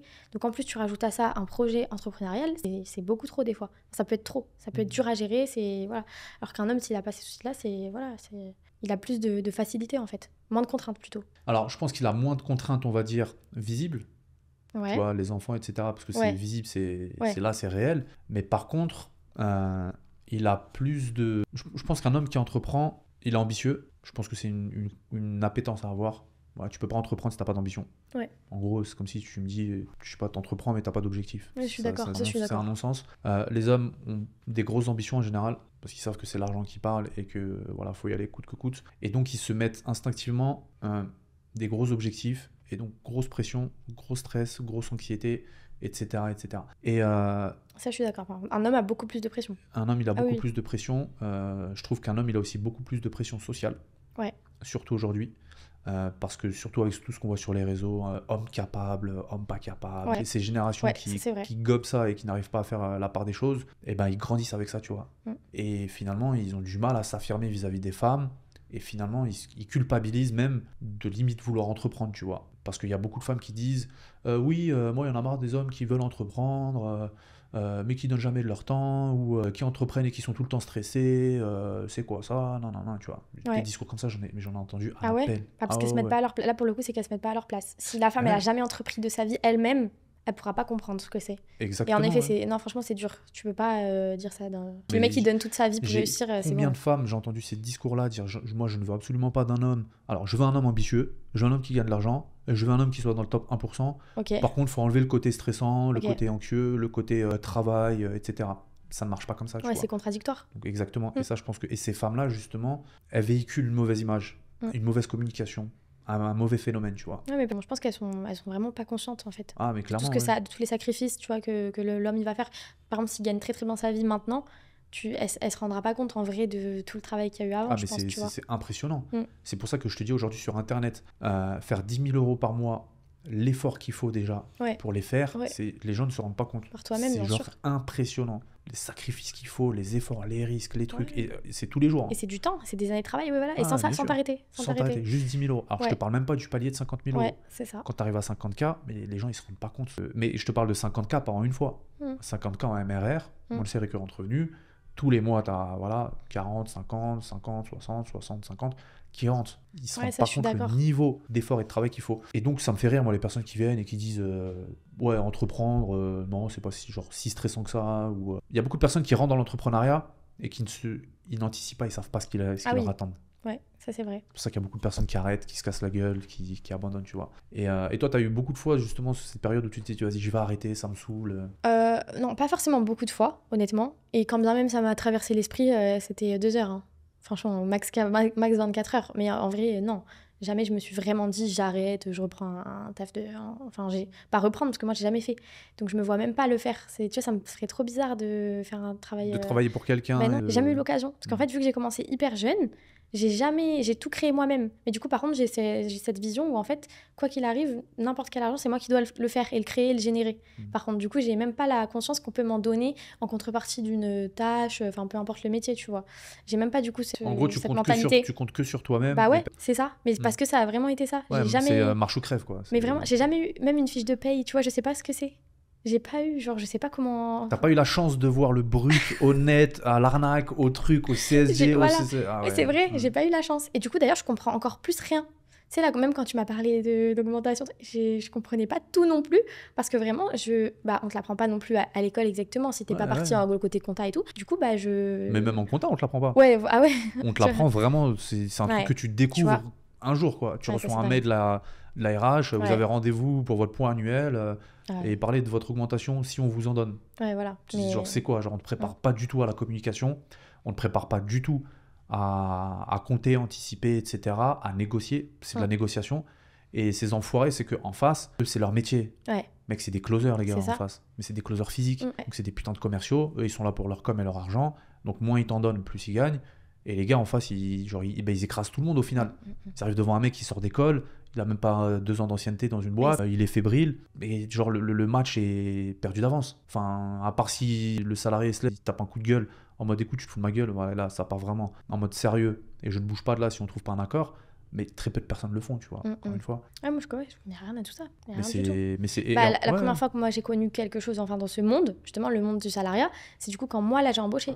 Parce que j'ai embauché une alternante. Mais moi, pareil, je savais pas tout ce qu'il fallait faire. Parce qu'on me l'a pas non plus appris.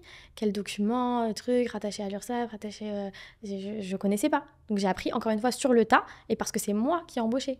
Donc tout ce qui est congés payés, démission, rupture conventionnelle, ça je connais rien. Je connais rien. De toute façon... Pour moi c'est des termes comme ça, mais du coup je connais rien. Mais tant pis, hein, je préfère ne pas connaître. Mais voilà. Exactement. Le pire c'est que regarde, il y en a beaucoup, tu vois, tu connais pas, mais surtout, et ce qui est dangereux, parce qu'à la limite tu connais pas, c'est pas grave, c'est pas ça le plus grave. Oui. Je pense que le plus grave c'est ce que tu ne sais pas ce que ça implique derrière. En gros, tu sais ça. pas dans quoi tu t'embarques là. C'est ça. Tu vois, et pour t'en défaire, ça peut coûter beaucoup de pognon, tu vois. Et il y a beaucoup de personnes aujourd'hui, effectivement, c'est pour ça qu'ils travaillent qu'avec des freelances, etc. Même les freelances, c'est compliqué un peu, mais je suis carrément d'accord avec toi, ouais. Aujourd'hui, le monde du salariat, surtout en France, l'État est beaucoup plus côté salariat aide, en mode pose un arrêt, de toute façon c'est payé, t'inquiète pas, la dette française est déjà en train d'exploser, donc... tu vois, pareil, ça j'ai jamais connu.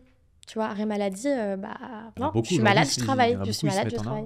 Et en plus, tu as des arrêts maladie qui ne sont même pas vérifiables. Parce que, ok, tu as une grippe, tu as ceci, tu as cela, ça se voit. Oui. Le gars, il a 39 de fièvre, 40 de fièvre, ça se voit, il est au bout de sa vie, il est tout blanc, ça se fait. Et même le médecin, il le voit tout de suite. Par contre, il y a des arrêts qui peuvent être posés qui ne se voient pas. Psychologique, le dos. Ah oui, c'est vrai. Quand tu poses des arrêts de dos, à part scoliose, quand t'es des arrêts de lombaire, de trucs, c'est des trucs que le médecin il te le signe. Hein. Tu viens un peu en boitant, je pense que j'ai un lumbago, je peux pas trop bouger, il me faut 2 semaines d'arrêt, tu vois. Tu fais un peu semblant, tu simules, tu dis écoute j'ai fait un déménagement ce week-end, le médecin il te le signe, et c'est terminé, tu vois. Et pendant 2 semaine tu pars en vacances. Donc pour te dire à quel point il y a beaucoup de trous dans la raquette en France, tu vois. Ouais, c'est vrai. Le problème c'est que si c'est toi l'employé, c'est toi l'employeur, et c'est ton employé qui te fait ça, c'est toi qui paye. Hein. T'as la sécu et toi aussi qui paye, tu vois. Ouais, c'est compliqué. Mais c'est pour ça, hein, comme tu as dit, mais maintenant, moi je connais très peu de monde qui embauche, même dans des salons, par exemple dans l'esthétique, tout le monde est en freelance. Bah ouais, bien sûr. Presque tout le monde est en freelance. Parce que tout le monde loue son petit espace, elle loue sa pièce, elle loue sa table de massage, peu importe, et c'est tout. Et elle est à son compte. Maintenant, ça marche que comme ça. Bah bien sûr. Parce que les gens aujourd'hui ne veulent plus se prendre la tête à embaucher en CDI, etc. Alors, à part des grands groupes, parce que t'as des départements complets de ressources humaines qui anticipent, qui budgétisent les budgets, tout est contrôlé, maîtrisé, oui. Mais pour nous, non, c'est pas du tout. Mais il y a mieux à faire. En plus, je vais te dire un truc. Une petite équipe, aujourd'hui, que tu construis, peut te générer des millions à l'année. Ouais. Qu'est-ce que tu vas te prendre la tête à embaucher des gens et qui vont travailler chez toi, tu vois. Ouais, c'est vrai. Surtout que quand ils sont à leur compte, en fait, ils sont motivés du coup du résultat. Il y a ça aussi qui change. Maintenant, les gens, si ils sont salariés, qu'il n'y a pas d'objectif financier, il n'y a pas de commission, rien, c'est comme ils disent, c'est pas l'entreprise. Ils vont jamais aller plus loin, en fait. Ils font le strict minimum. Et toi, tu as déjà embauché comme ça du freelance ou des personnes dans ton équipe, dans tes équipes, ou jamais? Ah, freelance, oui. Non, pas embauché, mais oui, je délègue cette partie-là, cette partie-là. Mais moi, en général, j'ai toujours été déçue, par contre. Donc, du coup, ça te freine un peu? Ouais, ça me freine énormément. Par contre, j'ai une alternante qui m'aide énormément. Mais à chaque fois que j'ai fait, tu vois, j'avais pris quelqu'un pour le faire la com, c'était nul. Donc, du coup, on le fait nous-mêmes. En fait, à chaque fois, j'ai voulu déléguer quelque chose, c'était nul. Donc, du coup, je fais moi-même. Mais il y a eu des choses qui étaient bien. Est-ce que toi aussi, tu reçois sur tes réseaux des DM d'Indiens qui te disent qui s'occupe de ça chez toi, je peux le faire pour toi, je suis un expert dans ça, jamais? Non. Ouais, c'est 15 messages par semaine, 20 mails par semaine. Ah ouais. Pourquoi? Pour la com? Pour tout. Je m'occupe du copywriting, je m'occupe du SEO, les gars ils t'envoient des audits, j'ai regardé ça, je vois que là on peut faire mieux, nanana. Ah ouais. Moi j'ai jamais reçu. Je pense que c'est vraiment spécial infopreneur. Alors vraiment, je pense que quand t'es un peu sur les réseaux et que voilà, tu fais du contenu régulier et que t'as une chaîne YouTube et que tu vends du programme, de l'accompagnement, du service, et tu vois, c'est pareil. Moi aussi j'ai été déçu par plein de personnes comme ça, tu vois. Gars, tu les embauches, tu leur donnes une semaine de test, et puis ils te livrent les mini makers. Tu fonctionnais comment avec eux? Genre, c'était à la commission où tu les payes, tu payes un forfait? Tu payes au delivery. C'est-à-dire que tu lui donnes un cahier des charges, tu lui dis ok, moi je veux ça, ça, ça. Par exemple, une miniature. Tu fais un devis. Tu vois les mini makers. Oui. Ceux qui font les miniatures sur YouTube. Oui. Tu dis voilà moi ce que je veux, voilà c'est quoi ma DA, voilà les images, voilà ce que je veux que tu écrives, et tu as 3 jours pour le faire. Et dans 3 jours, tu me l'envoies. Il y en a, c'est du foutage de gueule. Il y en a déjà, ils t'envoient et c'est écrit en anglais, mais t'as même pas eu le réflexe d'aller voir ma chaîne YouTube, de voir que c'est en français, quoi. Enfin, je suis obligé de te le dire. Donc ça, c'est un red flag. Je te paye pas et on travaille pas ensemble. Donc récupère ton truc. Et c'est que plein de trucs comme ça, tu vois. Plein de trucs comme ça. Donc aujourd'hui, même des freelances, trouver des bonnes personnes qui sont expertes et dans leur domaine, c'est dur. Ouais, personnellement, je trouve que c'est dur. Comme on parlait d'accompagnement, mais même juste comme ça, des prestations qu'on délègue, c'est difficile. Hein. Bah, de toute façon, moi, j'ai remarqué un truc, les gens, ils sont feignants et incompétents. Quand tu les as en appel d'interview pour justement l'entretien d'embauche et tout, tu veux qu'ils rejoignent tes équipes, moi, j'ai remarqué un truc, c'est qu'ils sont prêts à vendre leur mère. Mais genre, les gars, ils sont genre en mode, c'est moi le meilleur, t'inquiète pas, on y va, voilà ce que je sais faire, voilà ce que j'ai fait, voilà où est-ce qu'on va aller ensemble. Ok. Le gars, tu lui donnes l'onboarding, il est assoupi. Le lendemain matin, 8h, il est pas là. 9h, il se connecte pas. 11h, t'en es où? Ça répond pas. Midi alors. Ah oui, j'ai eu un souci ce matin. Ma mère, là, je fais des courses. Tu te fous de ma gueule, quoi. Enfin, t'as pas compris le délire. Je pense que c'est pas compris. Enfin, et tu vois, et c'est ça, en fait. Et genre, ça a été ça, moi, toute cette année, ça a été ça, peut-être 70% du temps, tu vois. Mais je comprends. Même parce qu'en fait, les gens, c'est pas leur business, donc... Exactement. Mais pourquoi est-ce qu'ils nous font perdre notre temps? Ouais, c'est compliqué. Hein. Non, franchement, c'est dur, même encore là maintenant.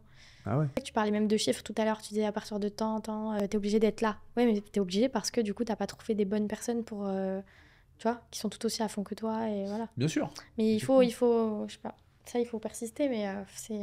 C'est pour ça, en fait, en réalité, ce qu'il faut faire, c'est qu'il faut que tu mettes une personne qui gère le recrutement pour toi, en fait, tu vois, ouais, ce serait et qui idéal. fasse genre ça full time. Exactement. Mais encore une fois, si tu fais moins de 10 000 euros par mois, ça n'a pas de sens. Bah oui.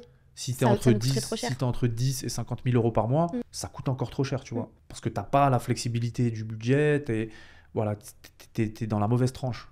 Et donc, pour recruter, tu n'auras pas le luxe de faire ça. Et donc, tu dis, bah, je vais le faire moi-même, tu vois. Le problème, c'est que si tu le fais toi-même, tu délaisses la création de contenu, etc. Ou alors, tu le fais, mais mal. Du coup, tu vas prendre pas le premier venu, mais tu as besoin de quelqu'un, bah, tu prends et tu te retrouves avec quelqu'un de pas si compétent que ça. De toute façon, moi, je pars du principe que si je peux faire un truc en 1 heure, je vois pas pourquoi est-ce que je prendrais un mec qui me le fasse en 5 jours. Si moi, je le fais en 1 heure et je vois en face le gars, il le fait en 5 jours, il a rien à faire dans mes équipes. Ouais, je suis d'accord. Franchement, à un moment donné, en fait, dans ton business, c'est ton business, c'est toi qui le montes, c'est toi qui le crée. Tu as des objectifs à atteindre et tu ne peux pas avancer avec des personnes qui sont comme ça incompétentes, tu vois. Ouais. Mais, et du coup, toi, aujourd'hui, t'es quoi? T'es sur TikTok, Instagram? Ouais, un petit peu. Enfin, à la base, moi, je créais pas du tout de contenu. Enfin, vraiment le strict minimum. Et là, du coup, j'en fais un petit peu plus, justement, parce que, il faut cette visibilité-là. Je sais que les filles, ça les rassure aussi de voir un petit peu qui je suis avant de venir se former ou même une simple prestation. Mais surtout pour les formations, tu vois, de voir un petit peu la personne, je sais que ça rassure. Et alors, ça fait combien de temps là que t'es sur les réseaux? T'es sur quoi? Sur TikTok, c'est ça?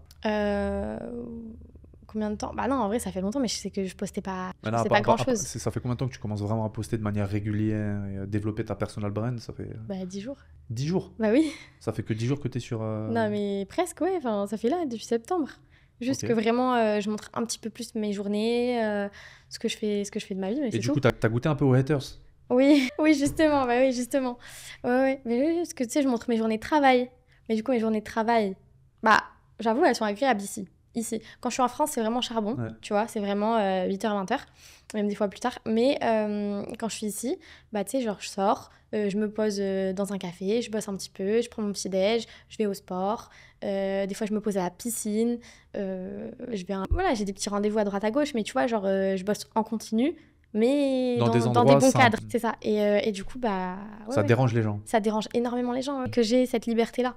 Après, je l'ai que ici encore, mais oui, que j'ai cette liberté, ça les dérange. C'est impressionnant, c'est frustrant en fait de voir que... Parce qu'en fait, si tu veux, les gens, ils associent travail et résultat à la souffrance. Genre, en gros, t'es obligé de souffrir, de te la donner. Sauf que c'est pas parce que là, je suis au soleil que je souffre pas ou que j'ai pas souffert. En fait, ça, ils comprennent pas.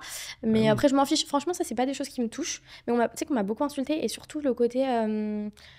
je sais pas si je peux dire le mot, mais on me parlait tout le temps d'escorting. D'escorte. Après, si tu veux, en plus on en avait parlé la dernière fois, c'est les femmes, dès qu'elles ont du succès ou elles font un peu d'argent, forcément elles vont être catégorisées, escorte, Voilà. Les hommes, dès qu'ils gagnent de l'argent, c'est des voleurs, des escrocs et c'est des scammers. Ouais, c'est ça. C'est des étiquettes qu'on ne peut pas enlever parce que c'est des raccourcis que les gens font, tu vois, littéralement. Ouais. Et ça m'a un peu surpris sur le coup, tu vois. Je me suis dit, mais pourquoi on me dit ça? Genre, pourquoi d'un coup on associe forcément juste ma journée de travail? Et moi j'étais là, je postais ma petite vidéo journée de travail et tout de suite on m'a c'est simple, je vais te dire, l'être humain est méchant.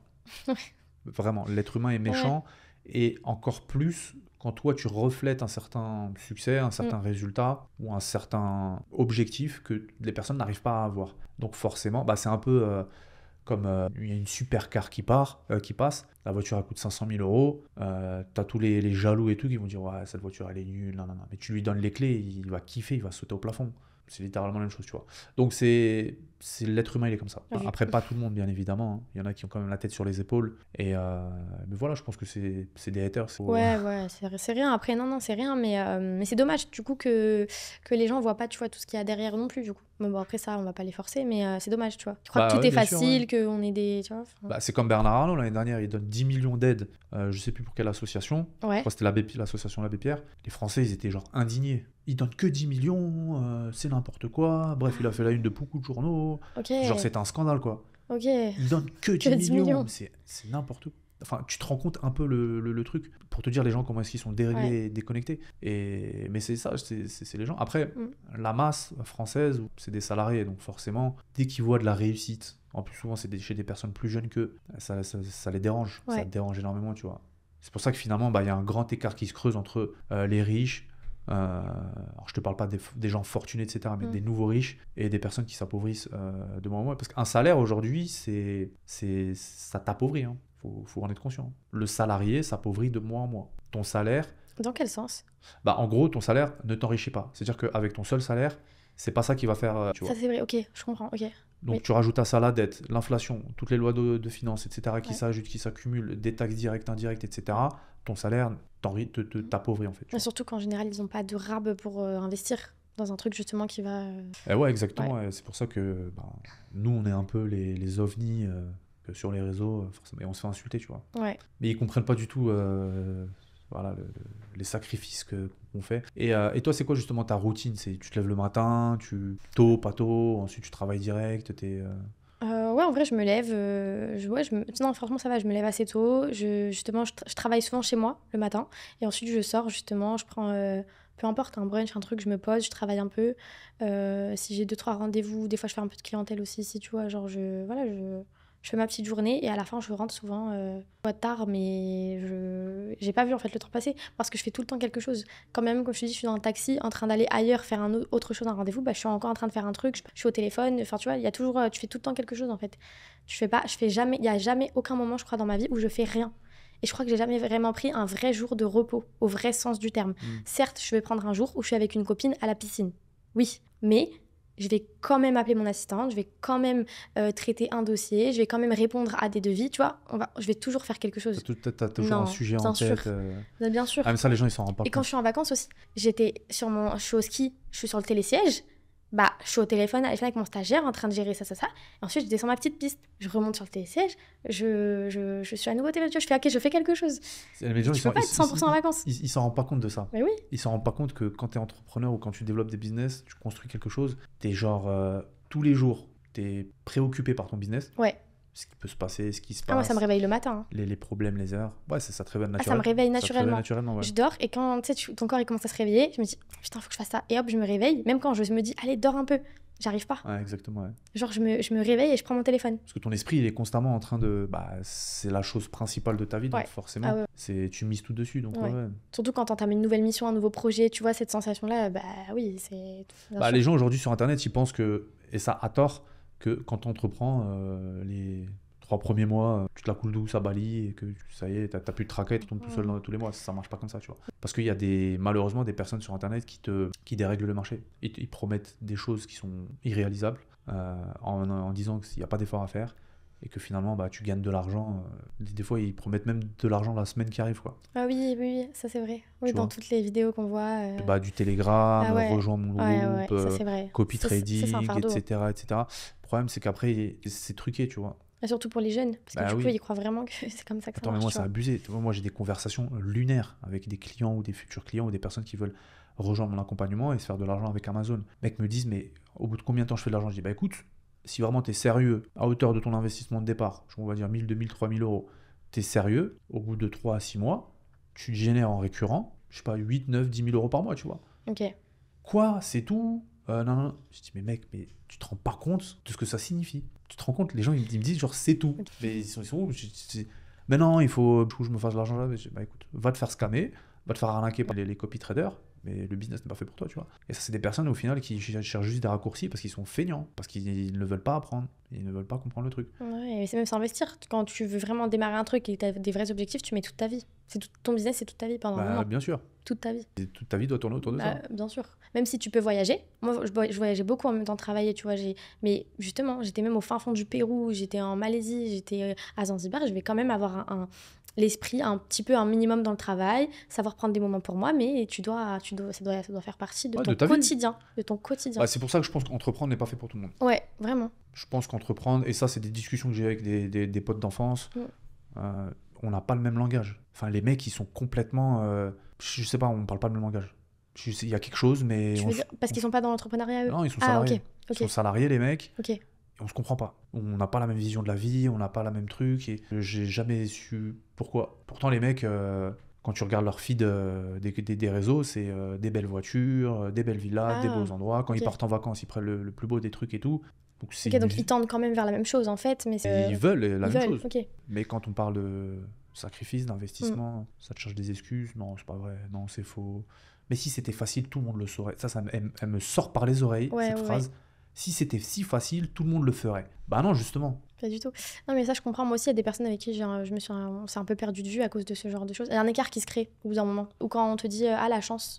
Bah non, en fait. C'est clair. Tu vois, ah, la chance, t'as fait ça. Ah, la chance, t'as acheté ce sac. Ah, la chance, tu pars à Zanzibar. Mais ça, mais ça, je l'entends tous les jours. Mais c'est pas toi qui me paye mon voyage. C'est pas toi qui me paye mon voyage, c'est moi toute seule. Ah ouais. Tu vois, c'est exactement ça, je l'entends tous les jours avec ma voiture. Je suis très proche des gens quand je suis dans ma voiture.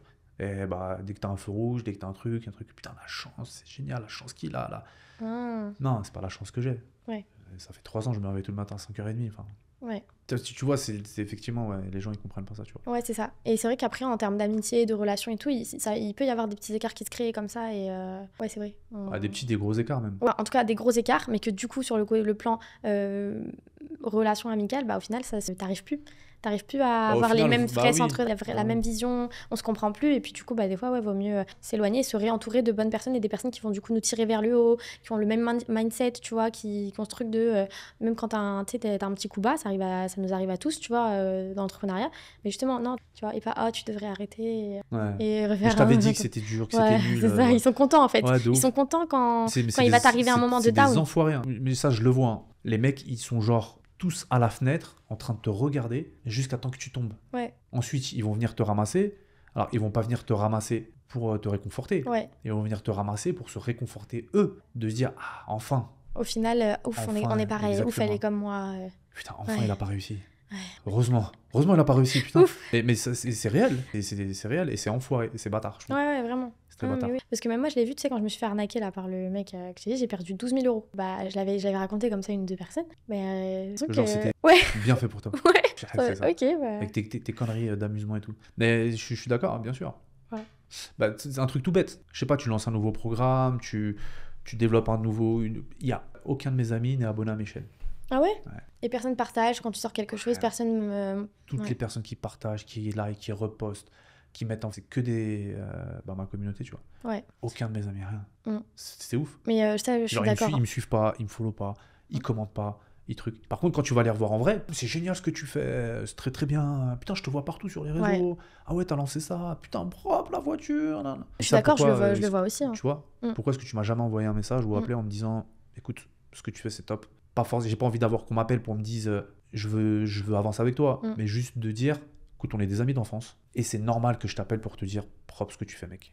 Franchement, nickel. Ah, mais ils se rendent pas compte, par contre, parce qu'il y en a quand même qui font ça. Moi, j'ai quand même des copines, tu vois, qui me soutiennent, et quand juste une petite phrase, ça nous fait trop du bien. Tu vois, ça nous fait trop du bien. Et souvent, c'est justement, moi, c'est mes clientes, tu vois, qui vont plus être derrière moi comme ça, comme tu dis, que nos propres amis. Alors que juste t'appeler pour te dire ah bah c'est génial ce que tu fais, ça fait ça. Juste c'est ça. Je te demande pas de me prêter de l'argent, d'investir dans mon vie, je te demande rien. Je te demande juste de me soutenir. Et si tu veux partager, partage. Mais même ça en soi, c'est pas une fin en soi, tu vois.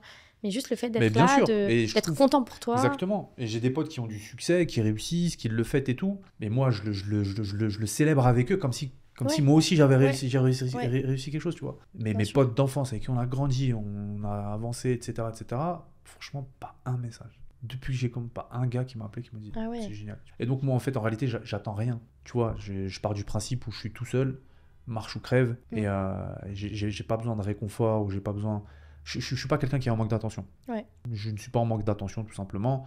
Et je ne cherche pas l'approbation ou la validation sociale, encore moins auprès de mes amis, tu vois. Mes amis d'enfance. Donc, c'est jamais un truc, en fait, que j'attendais. Ok. Mais c'est une observation que j'ai eue, que en réalité, personne ne m'a, tu vois. Oui, c'est ça, parce que ne c'est m'a sûr qu'on n'a poussé, pas m'a besoin poussé d'eux. et tout. Bah On oui. n'a pas besoin d'eux, mais quand on voit la différence, quand tu reçois un pavé d'une cliente, elle est là, elle te soutient, elle te dit, ah, bah tiens, j'ai jamais reçu ça de quelqu'un d'autre. Tu vois, enfin, c'est Exactement, non, ouais. mais Alors on que je pense remarque que comme la première des personnes qui doit te l'envoyer, c'est une personne avec qui tu as grandi, c'est ça. Et après, quand tu vas réussir, bah, tu vas plus leur parler, plus les calculer, et qu'ils vont te voir au bord d'un beau bateau de 39 mètres qui fait un M. Gars, ils vont soit jalouser secrètement, ou soit c'est là où ils vont te contacter, tu vois. Te dire, ouais, c'est bien ce que Ouais, tu tu te fais et rappelles tout. de moi. Voilà, maintenant, Ouais. maintenant tu veux qu'on parle. C'est dommage. Tu vois, c'est dommage, et c'est pour ça que finalement, ben, comme tu l'as dit, il y a un écart qui se creuse, et ben, dans cet écart, comme toi, tu montes, tu découvres des nouvelles choses, des nouvelles opportunités, des nouvelles portes qui s'ouvrent, et donc du nouveau réseau. Et voilà, et je trouve que c'est un filtre naturel qui se fait, en fait. C'est juste un filtre C'est ça. naturel. C'est que toi, tu as évolué, et donc forcément, tu ne joues plus dans la même cour que tes amis, tu vois. Ouais, c'est ça. Après, voilà, des fois, on a des vies différentes, mais avec certaines, tu vois, je garde quand même un vrai lien. Quand même, malgré qu'on ait des vies différentes, malgré on fasse pas le même travail, c'est pas un problème, des fois, dans certains cas. Tu vois, parce qu'il n'y a pas ce côté, il n'y a pas le cœur noir, il n'y a pas de jalousie. Au contraire, compte pour moi, je compte pour elle. Bah, Enfin, moi, voilà. j'ai essayé pendant un moment, c'était quand je m'étais... Je crois que c'était... Je sais plus si c'était au début quand j'étais arrivé à Marrakech, bref, à une autre période. Ouais. J'avais perdu le contact de tout le monde parce que je m'étais isolé pour travailler, développer mes trucs et tout. Et je me suis dit, tiens, je vais faire un test avec mes potes. Je vais en prendre 3-4 comme ça au hasard, des bons potes. Et c'est moi, je vais leur envoyer des messages pendant plusieurs semaines, pendant plusieurs mois. Tu vois, juste j'envoie le premier message, juste pour prendre des nouvelles. Ok. Rien en retour. Donc j'ai fait ça pendant plusieurs mois. Donc ça répondait forcément, parce que c'est Ouais, toi ouais, qui envoie ouais. le premier message. Donc ça a été comme ça, je relançais, salut, ça va, quoi de neuf, tout se passe bien, la famille, ouais, c'est génial. Salut, ça va alors, qu'est-ce que tu fais, le travail, ça, voilà. Toujours envoyer le premier message. 6 mois après, j'ai arrêté, juste pour voir ce qui se passe. Silence radio chez tout le monde. Ok. Jusqu'à aujourd'hui, j'ai jamais reçu un message. Et c'est là où tu te rends compte au final que laisse tomber en fait, laisse couler, ils font leur vie, mais juste quand ils vont te recroiser plus tard, tu leur serres la main et puis tu ne resteras pas avec eux, tu vois. C'est tout. Parce que c'est de l'énergie, hein. C'est de l'énergie, tu vois, d'entretenir des relations comme ça, amicales, sociales. Bah, quand c'est... t'as pas de retour, oh, ouais. Ouais. Quand il y a un aller sans retour constamment. Puis au final, je trouve que t'es mieux seul en fait, t'es plus productif. Et puis après, bah, t'as ton cercle d'amis qui est beaucoup plus intéressant, beaucoup plus, vous parlez le même langage. Et en plus, j'ai remarqué un truc, c'est que quand tu traînes avec des personnes qui entreprennent, etc., il y a plus de communication. Ouais, Je sais pas si toi, t'as expérimenté ça, mais il y a plus de communication. C'est-à-dire que par exemple, pendant 4 jours, tu vas pas envoyer de message, et les gars vont t'envoyer un message. Ah oui, ok. Soit sur les réseaux, soit sur WhatsApp, soit sur ton truc, ils vont t'envoyer un message.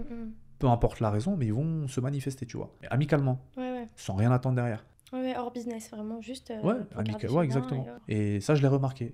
Mais mes potes, ça n'a jamais été comme ça. Mais bon, c'est la vie, c'est comme ça, on avance, on développe, et puis voilà, on se fait son histoire. Mais ça aide justement, tu vois, de déménager comme ça, de vivre ailleurs. Bah, du coup, tu es dans un autre cercle, t'es dans un autre. Ouais, un autre monde en fait, tu vois. Genre, justement, comme on dit, tu vois, ici, il y a beaucoup de gens qui entreprennent au même endroit, et ça fait du bien. Parce que du coup, tu vois, tu vas trouver plus de personnes qui te ressemblent, en fait, ici. On va plus se reconnaître au travers... voilà, se comprendre, tu vois, comme on dit, bah, qu'il y a le côté sacrifice, le côté détente, que si tu veux sortir, truc, bah voilà, on sait que là, t'es en train de décompresser, mais que le reste du temps, t'es quand même en train de travailler, tu vois. Il n'y aura pas ce côté jalousie, pointer du doigt. Donc non, c'est bien ici, j'apprécie, moi. C'est important. Ouais, si tu restes carrément. dans ta vie, dans ton petit endroit en France, tu vois, c'est vrai que en fait, tu vas pas avoir beaucoup de gens qui te tirent vers le haut. Tu vas rester dans un truc où tout le monde stagne. Bah, je pense C'est qu'en dérangeant. France, vraiment, c'est difficile d'avancer. Ouais. C'est difficile. Pour un salarié, oui, parce qu'il est en pilote automatique et il Oui, n'a oui. pas à réfléchir. Par contre, pour une personne où son cerveau est constamment en train de travailler, en train de réfléchir, en train de veut lancer des projets, et c'est difficile en France. C'est compliqué à tous les niveaux. Après, c'est pour ça que tout à l'heure on parlait de Dubaï. Dubaï, c'est beaucoup plus simple, tu vois. Dubaï, c'est très simple. Marrakech, ça va aussi pareil. C'est assez simple, c'est sympa. Parce qu'en soi, nous, on doit se concentrer sur notre business, notre cœur de métier, tu vois, et pas les à côté. Donc, ouais, je suis d'accord. Et du coup, tu voyages un peu, Ouais, je voyage pas mal justement, surtout l'année juste après mes études. Enfin, j'avais toujours pas mal voyagé, même avec ma famille avant, mais l'année après mes études, c'était la première fois du coup que j'avais plus de contraintes, tu vois, école en fait, de contraintes du coup de temps. Donc ouais, j'ai énormément voyagé et j'aime trop justement. Enfin, je pense que c'est une de mes passions. Donc c'est pour ça que tu vois, je travaille comme ça et que je travaille de cette façon-là, que je travaille autant, que j'essaye de me concentrer sur le côté digital. pour du coup continuer à pouvoir voyager, quoi. Ok. Voilà. Toi, tu voyages, tu t'octroies quand même des moments comme ça ou pas trop, justement? Alors, moi, j'ai des gros objectifs. Ouais, Et effectivement, ça fait un moment que j'ai pas vraiment voyagé pour voyager, tu vois. Ok. Le repos, ça fait un moment que je l'ai pas, ok. clairement. J'ai beaucoup construit là ces dernières années. Parce que du coup, bah, j'ai le pôle Amazon, mon propre business e-commerce. Donc, il y a ça à gérer. Après, j'ai mon pôle, du coup, accompagnement. Où j'offre du service d'accompagnement, du clé en main, il y a du delivery auprès de mes clients. Et j'ai le pôle immobilier aussi. J'ai ces 3 trucs à gérer. Ce qui fait que même en vacances, en vrai, je serais pas tranquille, tu vois. Même Tu ici, profiterais pas du tout? je profiterai pas. Même ici, tu vois, par exemple, on m'invite, on sort dans des beaux endroits, bah, on prend une table, etc. Au bout d'une heure, je suis déjà en train de réfléchir à est-ce que j'ai fait ci, est-ce que l'autre m'a répondu, les fournisseurs en Chine, les trucs. Et finalement, je suis là en train de checker mes mails, mes Discord, Ouais, à c'est vrai que je répondre fais à ça qui, aussi, des etc. fois, Tu c'est pas vois. bien. Et Ouais. finalement, je profite même pas du moment Non. présent, tu vois. Donc Ouais. finalement, je délaisse un peu tout ça. Ouais. Je me dis, c'est pas la bonne période, ça sert à rien de forcer. Je pense que toute chose arrive en son temps et que après, ça dépend de ton business, ça dépend de tes objectifs et ta vision. Mais moi, je préfère, on va dire, mettre en pause tout ça ou en tout cas de diminuer au maximum les activités pendant Pour quelques profiter années. après. Exactement, ouais. Et une fois que le sale travail a été fait, la cigale et la fourmi en fait. C'est la Alors, cigale et la fourmi. moi, je suis pas trop d'accord avec ce que tu dis parce que faut trouver un équilibre, même pour toi. Parce que, ben, en fait, après, moi, ça fait peut-être partie de ma vision des choses, mais en fait, tu peux vraiment mourir demain. Et c'est vrai. Et du coup, là, tu tues beaucoup à la tâche et c'est bien, et t'as raison. Mais tu vois, faut aussi s'octroyer des moments, même maintenant. Parce que sinon, Je tu suis vois, on carrément sait d'accord. pas. Ouais. En fait, je suis carrément d'accord avec, Ouais. avec cette Et c'est philosophie. dur, hein. Peut-être qu'on va mourir demain, Mm. et donc il faut en profiter aujourd'hui. Cette philosophie, je la valide à 100%. Ouais. Sauf que moi, je la vois différemment. C'est que moi, le lendemain, je vais me dire, putain, je suis pas mort aujourd'hui, bah, j'aurais pu mieux travailler. Ok. Tu vois ce que je veux Ah dire? ouais, ok. Mais au Moi, niveau je suis que plus. tu voulais. Exactement. Ok. Je me serais plus dit, putain, mais en vrai, aujourd'hui, je suis pas mort. Merde. Donc, j'aurais pu faire ça, ça, Et ça, je suis ça. sorti hier, quoi, ou je suis sorti aujourd'hui. Ouais. Donc j'aurais pu faire ça. Ouais, ok. Mm. Je suis plus dans ce. Mm. C'est peut-être con, tu vois, mais je suis d'accord, il faut un Au équilibre. moins des beaux moments, enfin tu vois, des voyages, des choses comme ça à sortir, oui, c'est pas indispensable. Ouais. Mais tu vois, des beaux moments, des souvenirs, parce que ça a pas de prix. C'est pas du matériel, c'est pas s'acheter ça ou ça, tu vois, c'est de vivre des moments, tu vois. Moi, je ça, c'est trouve que. important pour Bien toi. sûr, bien Enfin, sûr. pour tous. Je suis carrément d'accord avec toi. Au Maroc, j'ai quand même visité des beaux endroits. Ok. Tu vois, Bien. j'ai quand même bougé, j'ai quand même été dans les montagnes, j'ai fait Ourika, j'ai fait Ouzoud, j'ai fait Casa, j'ai fait Saouira, enfin, j'ai visité des beaux endroits, tu vois, bien évidemment. Et d'ailleurs, c'est ça que j'apprécie aussi au Maroc, c'est que bah, tu peux visiter des beaux endroits, mais genre magnifiques, en quelques heures t'y es, quoi, tu vois. C'est pas comme en France, par exemple. En France, t'as quoi? T'as les Alpes, les Pyrénées, t'as des beaux endroits, je suis d'accord, mais c'est différent au Maroc. Donc oui, je me suis octroyé ça. Par contre, des vrais voyages où je me dis, ok, je Mais me que dans prends... le Maroc. Que dans le Maroc. Voilà. Moi, je me dis, ok, je me prends 3 semaines. Je sais pas, je vais à, je sais pas, en Amérique latine, juste pour chiller et trucs. Mon business n'est pas prêt pour ça encore, tu vois. En fait, je suis encore trop dans le pilotage et j'ai encore trop de responsabilités pour faire ça. Tu vois, alors regarde, avant qu'on commence le podcast et tout, mes équipes, elles m'envoyaient des messages, tu vois, pour comment on doit gérer ça, etc. Tu vois, donc. Et pourtant, je les préviens que je ne suis pas disponible. Donc je pense que je suis encore trop indispensable pour partir 3 semaines. Mais en fait, l'idée, c'est que toi, dans ton business, que tu sois là ou pas là, ça tourne, tu vois. Ouais, en fait, c'est ça. Enfin, en tout cas, c'est l'objectif. Exactement, c'est l'objectif. Ouais. Après, je ne sais pas toi à quelle intensité tu dois être présente ou pas dans ton business, mais si c'est voilà, quelques heures par jour, ou en tout cas pendant quelques jours, tu peux c'est ça. relever le pied, tant mieux, c'est bien, tu vois, carrément. Là, oui. C'est ça. Je peux pas couper à 100%. Mais ouais, je peux quand même, voilà, je fais des activités, je vis normalement, je fais quand même mes vacances, juste que je prends. Après, c'est l'outil de travail, tu vois. Mais c'est justement, tu sais, les gens ils se rendent pas compte non plus quand on travaille sur notre téléphone. Ils croient qu'on est sur notre téléphone ou qu'on, tu vois, qu'on chill ou quoi. De toute façon, c'est simple, je vais te dire un truc. Ça arrive tout le temps. Je vais te donner un secret. Il y a 2 types de profils pour les téléphones, les réseaux sociaux, etc.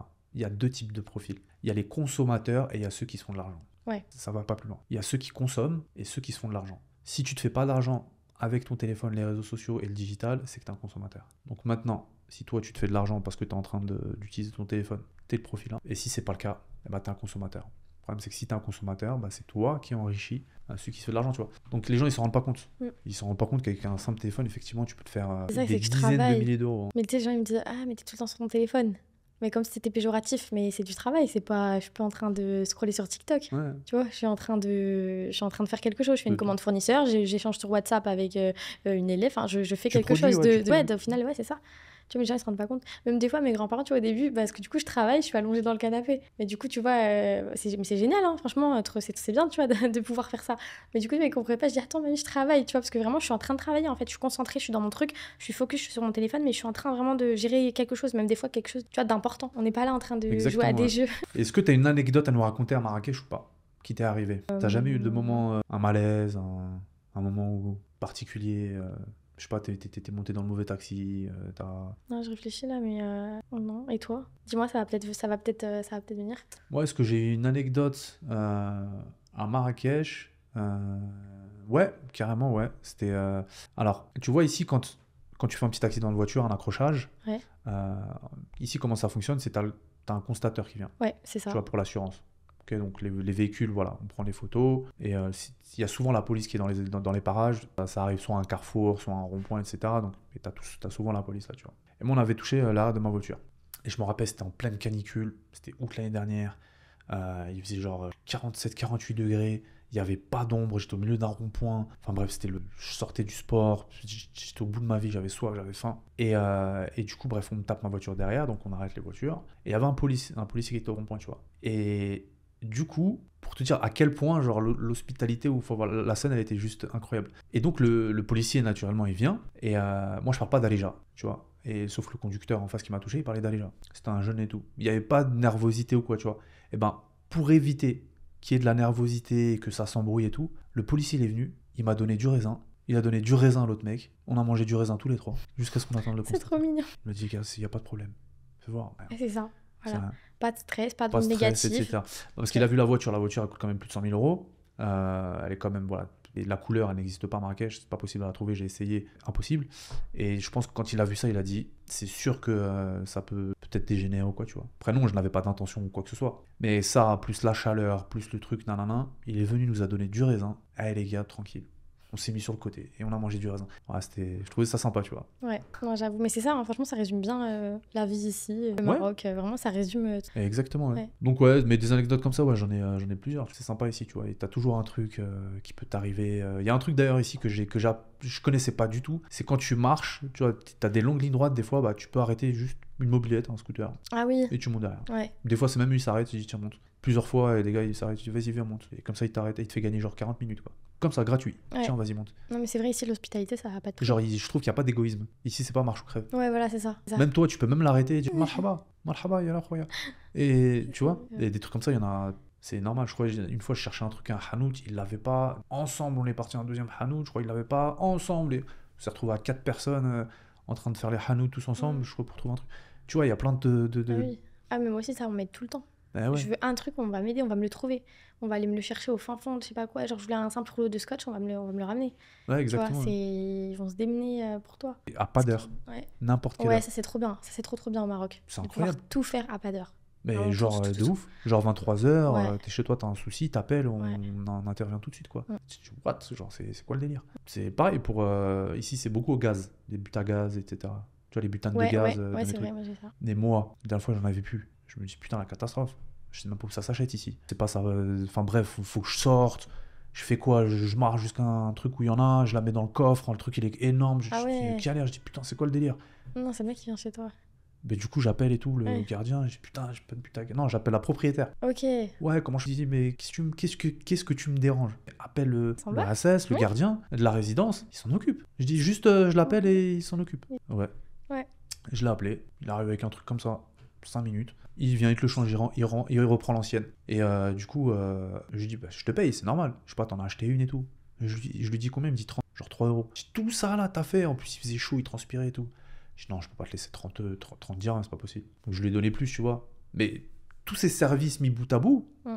c'est un game changer en fait. Ah tu oui, vois. ça change tout. On peut tous faire livrer hyper tard. Il est 3h à livrer un truc, tu l'as. Ouais, Toutes exactement. tes courses, moi mes courses, tu vois, pour porter les packs d'eau et tout, toute seule, bah elles arrivent devant ma porte, tu vois. Genre c'est Exactement. des petits trucs, c'est des petits trucs du Et quotidien. ça, ouais. Et ça change la vie. Et ça change la vie. Ça Et change là, la tu vie. comprends en fait que t'es pas du tout dans un état d'esprit égoïste, Ouais. mais plus de partage Ouais. organique et de partage communautaire. Mais derrière, nous, avec notre arrogance française, voilà, l'arrogant français, quand il vient, pour lui, c'est pas normal. Mais faut savoir le rendre aussi. Tu vois ce que je veux dire?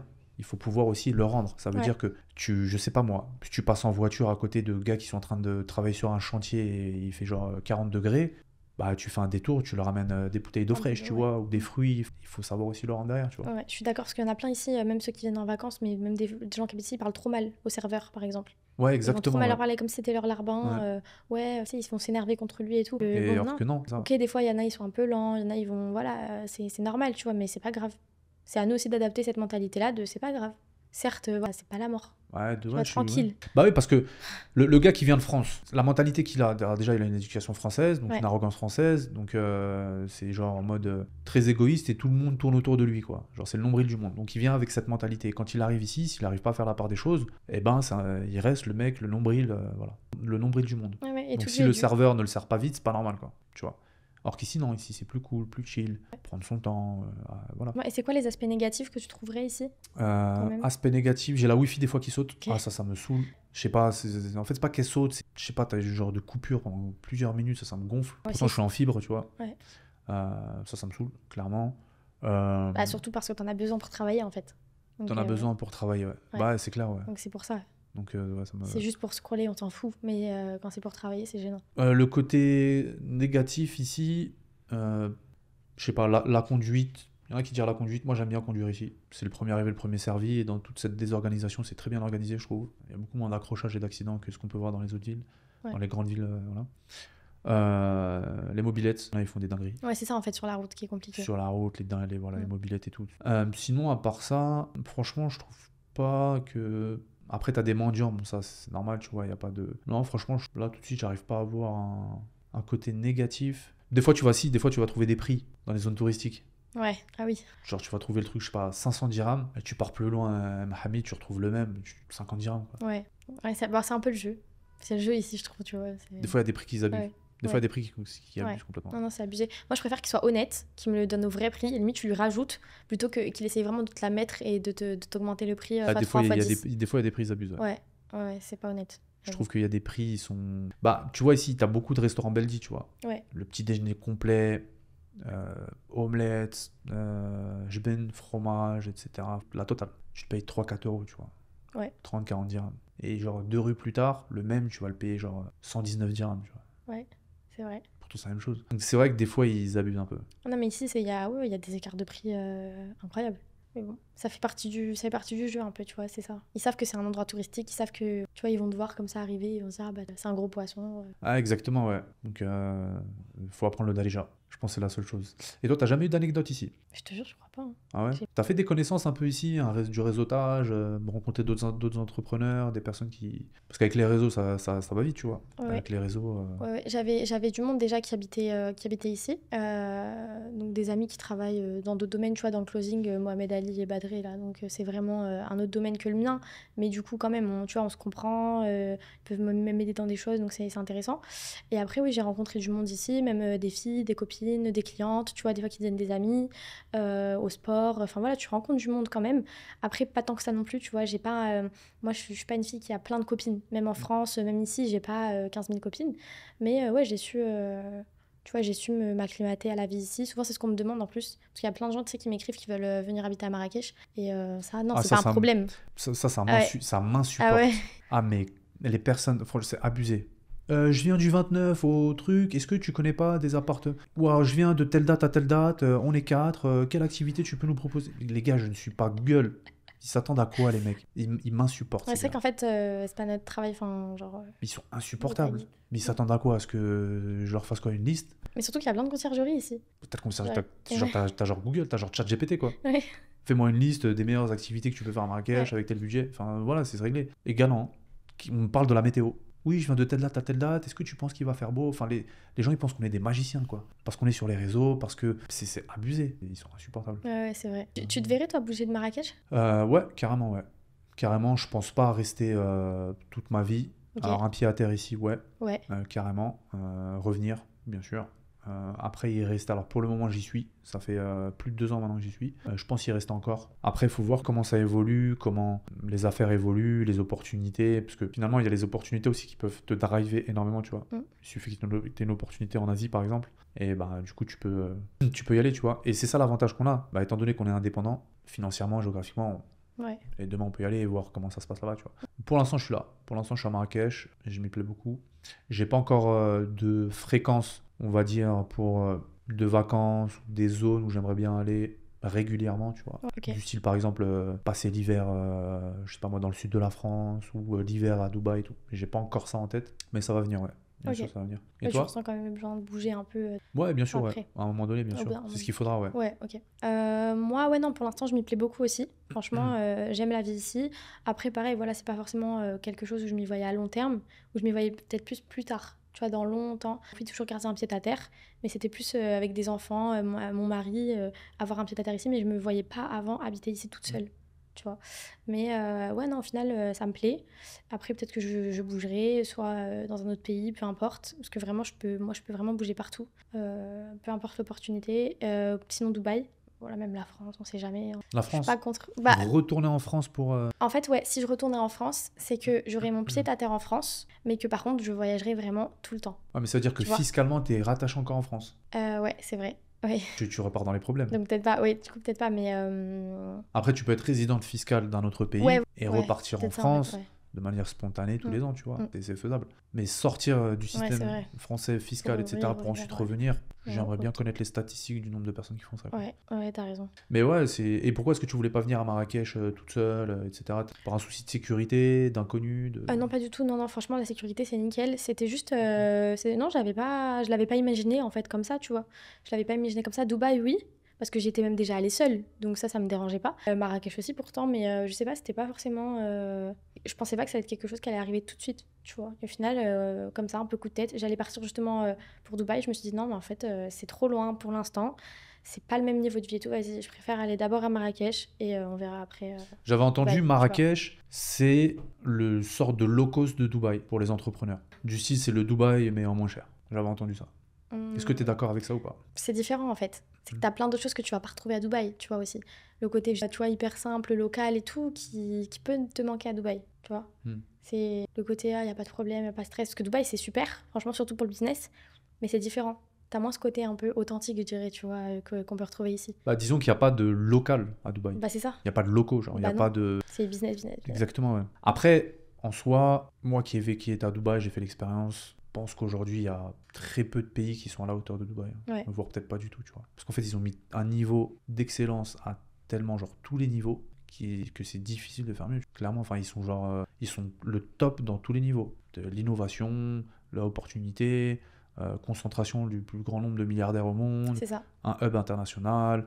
tout ce qui va être compagnie aérienne, services, transport, bouffe, éducation, enfin, je ne vois pas où il y a limite pas trop dans la raquette, quoi. Et ils sont même en train de travailler sur des projets pour diminuer la température de Dubaï, tu vois. C'est fou par contre. Pour la température de Dubaï? Ouais.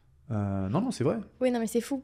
Ah, c'est Non, fou. je dis c'est fou. faux. Ouais, non, c'est fou. Ouais, c'est clairement Non, fou. c'est Ouais. fou. Donc, s'ils vont mettre en C'est place un abusé. Non, mais c'est système abusé. de rivières avec des arbres pour faire diminuer la température, etc. Enfin, ils ont carrément un département, Ok. des milliers de personnes qui travaillent dessus pour justement diminuer la température de Dubaï. C'est l'un des gros challenges qu'ils ont aujourd'hui, tu vois. Et s'ils y arrivent, ça va être genre extraordinaire. Tu vois, donc augmenter la végétation, des arbres pour voilà, la température. Mais je pense que Dubaï et Marrakech, c'est même pas comparable. On est sur deux choses totalement Ouais, différentes, tu vois. Non. C'est pas pareil. Tu vois, c'est pas pareil. Marrakech, ça a plus de 13 siècles, il y a une histoire derrière, l'évolution Marrakech, n'est pas la Il n'y a même. pas ce côté business comme à Dubaï même, tu vois. Il y a une concentration de gens qui entreprennent, mais c'est pas du tout un endroit pour le business, tu vois. Enfin, c'est pas un endroit pour... Enfin, ça n'a rien à voir avec Bien sur sûr, cet ouais. aspect-là. C'est Ouais, vraiment... je suis d'accord. certes, il y a plein de gens qui sont à leur compte, qui font des trucs, mais... C'est pas pareil, ouais. Exactement, ouais. Donc, Dubaï, ça le fait. Après, moi, je suis pas trop quelqu'un qui aime bien faire comme les autres, tu vois. Je pense que Dubaï, c'est très médiatisé. Au travers des contenus, des trucs et tout. Ok, c'est facile. Ok, il y a de la facilité. Ok. Après, je pense qu'il y a aussi d'autres pays qui sont tout autant stylés, tu vois. T'as Singapour, t'as l'Asie, t'as le Japon aussi, t'as l'Amérique latine, quelques États des États-Unis aussi qui peuvent être intéressants. Question de choix de chacun, tu vois. Ouais, c'est vrai. Indonésie, Malaisie, il y a beaucoup de monde là. Ouais, bien que sûr. je vois comme ça sur les réseaux qui s'y plaisent. Bien sûr. Donc il y a le Vietnam aussi. Il y a pas mal de choses à faire aujourd'hui. Il y a beaucoup d'opportunités. Enfin, tu vois, ça dépend encore du choix de chacun. Après, là-bas, je trouve qu'il manque certaines choses. Moi, je pourrais pas rester toute l'année, genre à Bali. Je sais pas, hein, mais je pense que ça me... T'es déjà allé à Bali ou... Bali, non, justement. Je suis allée en Malaisie, en Thaïlande, une toute petite partie d'Indonésie, mais pas Bali, tu vois. Donc, je connais pas ce côté Tu sais, où il y a tous les digital nomades là-bas qui bossent et tout. J'ai jamais été. Honnêtement, j'ai jamais été. connais pas trop. Moi, j'ai un problème avec tout ce que je vois sur les réseaux. Le gars, je sais pas, il a un tel mojito, les pieds dans la piscine, et il est là en train de produire sur son ordinateur. Ça, moi, j'y crois pas trop, tu vois. Ah ouais? Bah, franchement, je vois, moi, en tout cas dans mon business, c'est juste pas possible. Enfin, le niveau d'effort qu'il me faut et de concentration pour délivrer, pour mettre en place les choses, c'est pas au bord d'une piscine que je pourrais faire ça, tu vois. Ouais, il faut que tu sois vraiment au bureau. Enfin, il faut que avec je sois, en tout cas, bien concentré, quoi, Ok. alors oui, sur des opérations, on va dire, bateau, je peux le faire, tu vois. Je commande des fournisseurs, ça c'est bon, c'est rapide. Oui. Faire des envois, etc., tu vois. Mais si je commence à rechercher du nouveau produit winner sur Amazon, non, c'est... Ouais, et le côté stratégie et tout, ça je suis d'accord, c'est pas un truc que tu fais comme ça dehors. Bah oui. Non. C'est pour ça que je trouve que ces gars-là qui se disent je fais 50 000 euros depuis la piscine. Non, là, depuis la piscine, t'es en train d'envoyer des mails, frérot. C'est totalement faux, tu vois. Après, peut-être oui, plus tard dans ton business, je suis d'accord. Mais Bali, ouais, pourquoi pas.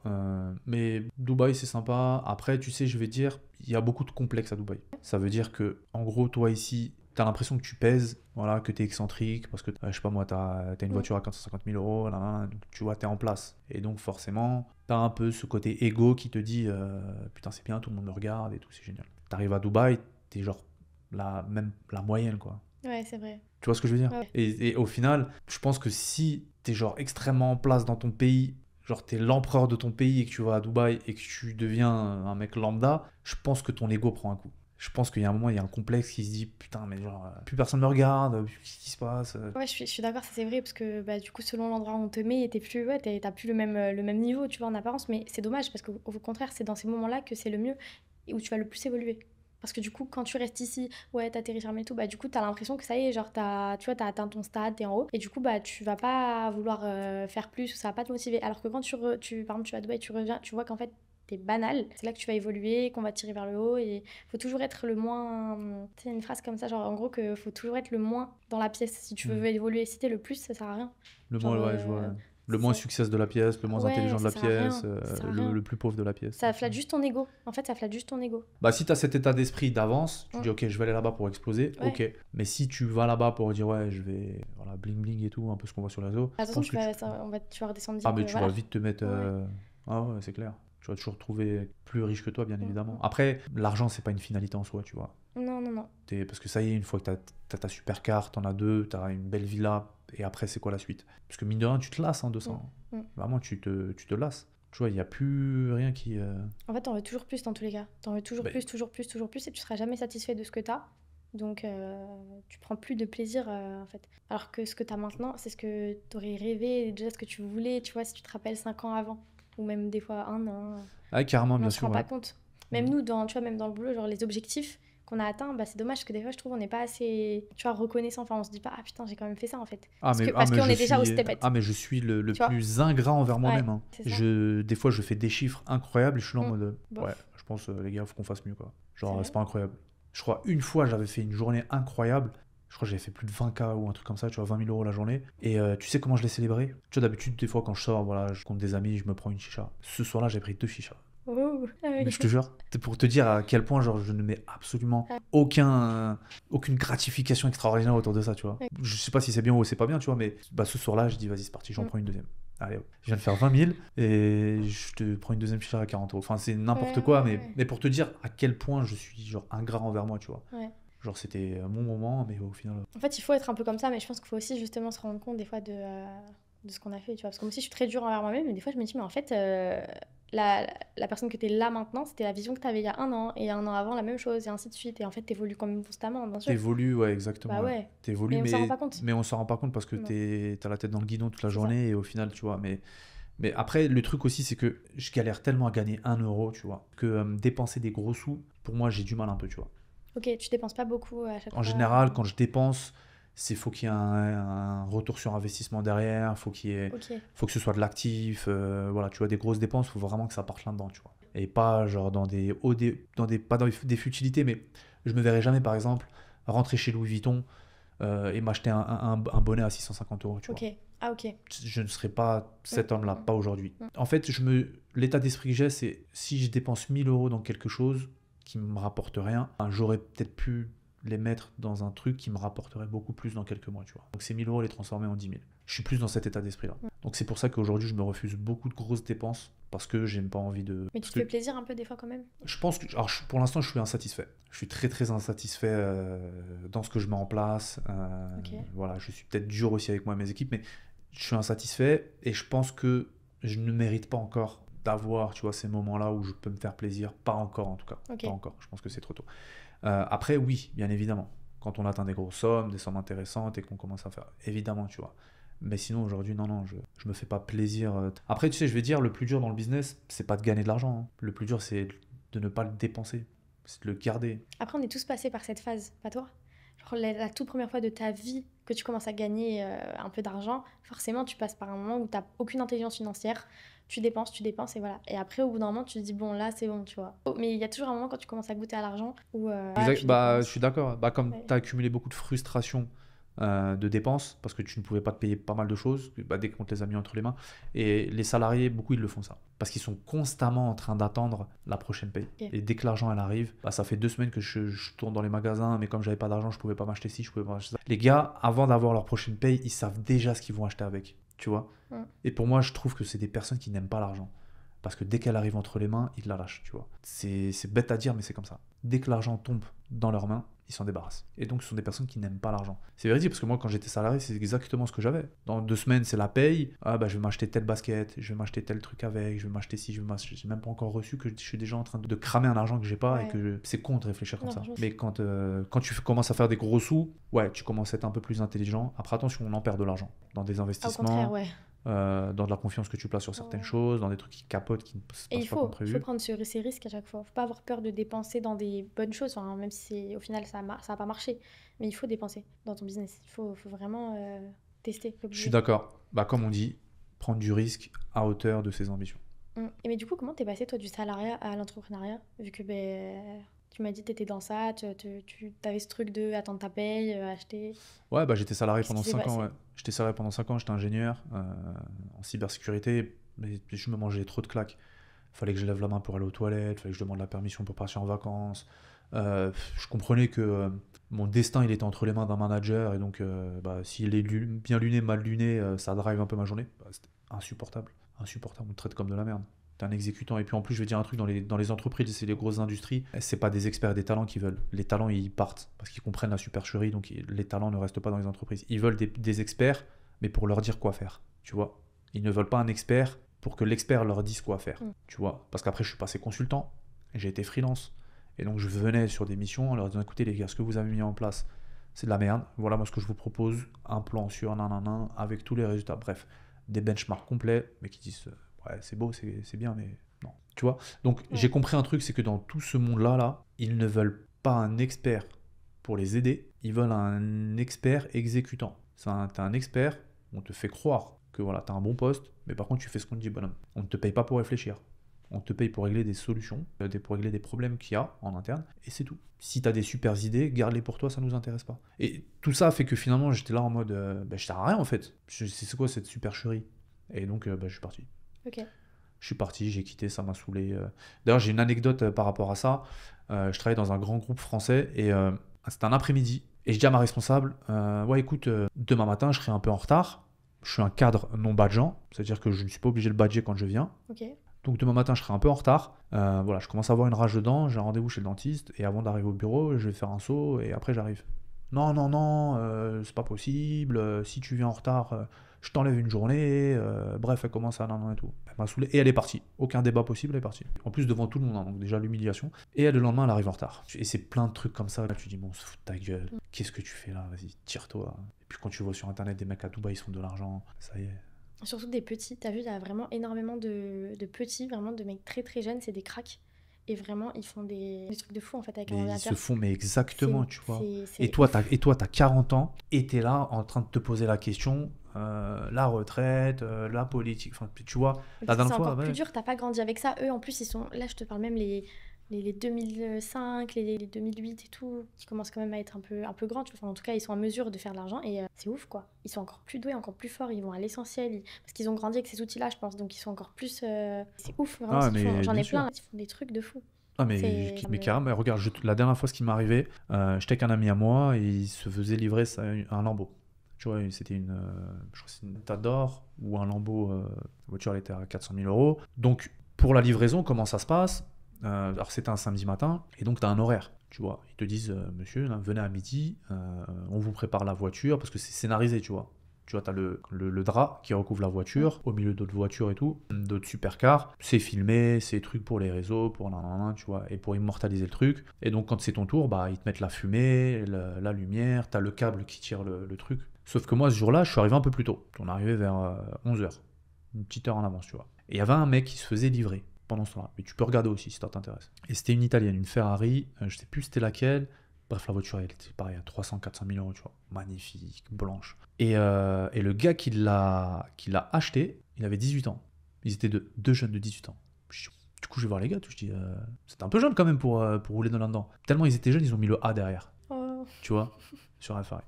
Je dis, mais il me dit quoi? Il me dit, c'est la deuxième que j'achète cette année. Je dis, incroyable. Ouais, je dis, qu'est-ce qui s'est passé?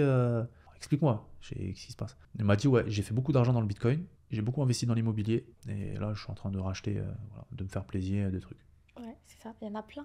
Ils sont montés dans la Ferrari, ils sont repartis en mode première, avec le A derrière. Mais après, ces gars-là, tu vois, ils vont se faire plumer. Alors oui, ils ont beaucoup d'argent, donc forcément, ils vont le dépenser, ils réinvestissent, c'est bien, mais ils vont beaucoup se faire avoir aussi.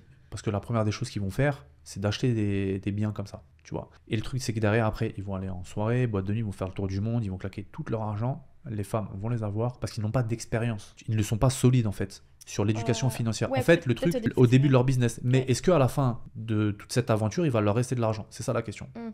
Parce qu'ils n'ont pas été éduqués financièrement. Ils ont gagné trop d'argent, trop vite. Et c'est ça, au final, moi, je me dis que c'est bien, ils gagnent de l'argent, ils inspirent. Mais après, est-ce qu'ils vont vraiment le garder? Ouais, au début du business, on passe toujours par... On passe par gagner de l'argent. Et après, voilà, il y a toujours une phase comme ça, on n'a aucune intelligence financière et où après, justement, on arrive à gérer. Le but, c'est ça, c'est de faire un truc périn, quoi. Truc où après, t'as plus rien à faire. On verra ça dans un prochain épisode. Et merci beaucoup en tout cas. Avec plaisir. C'était génial. Et on verra dans un prochain épisode pour la suite. Ok ? Merci.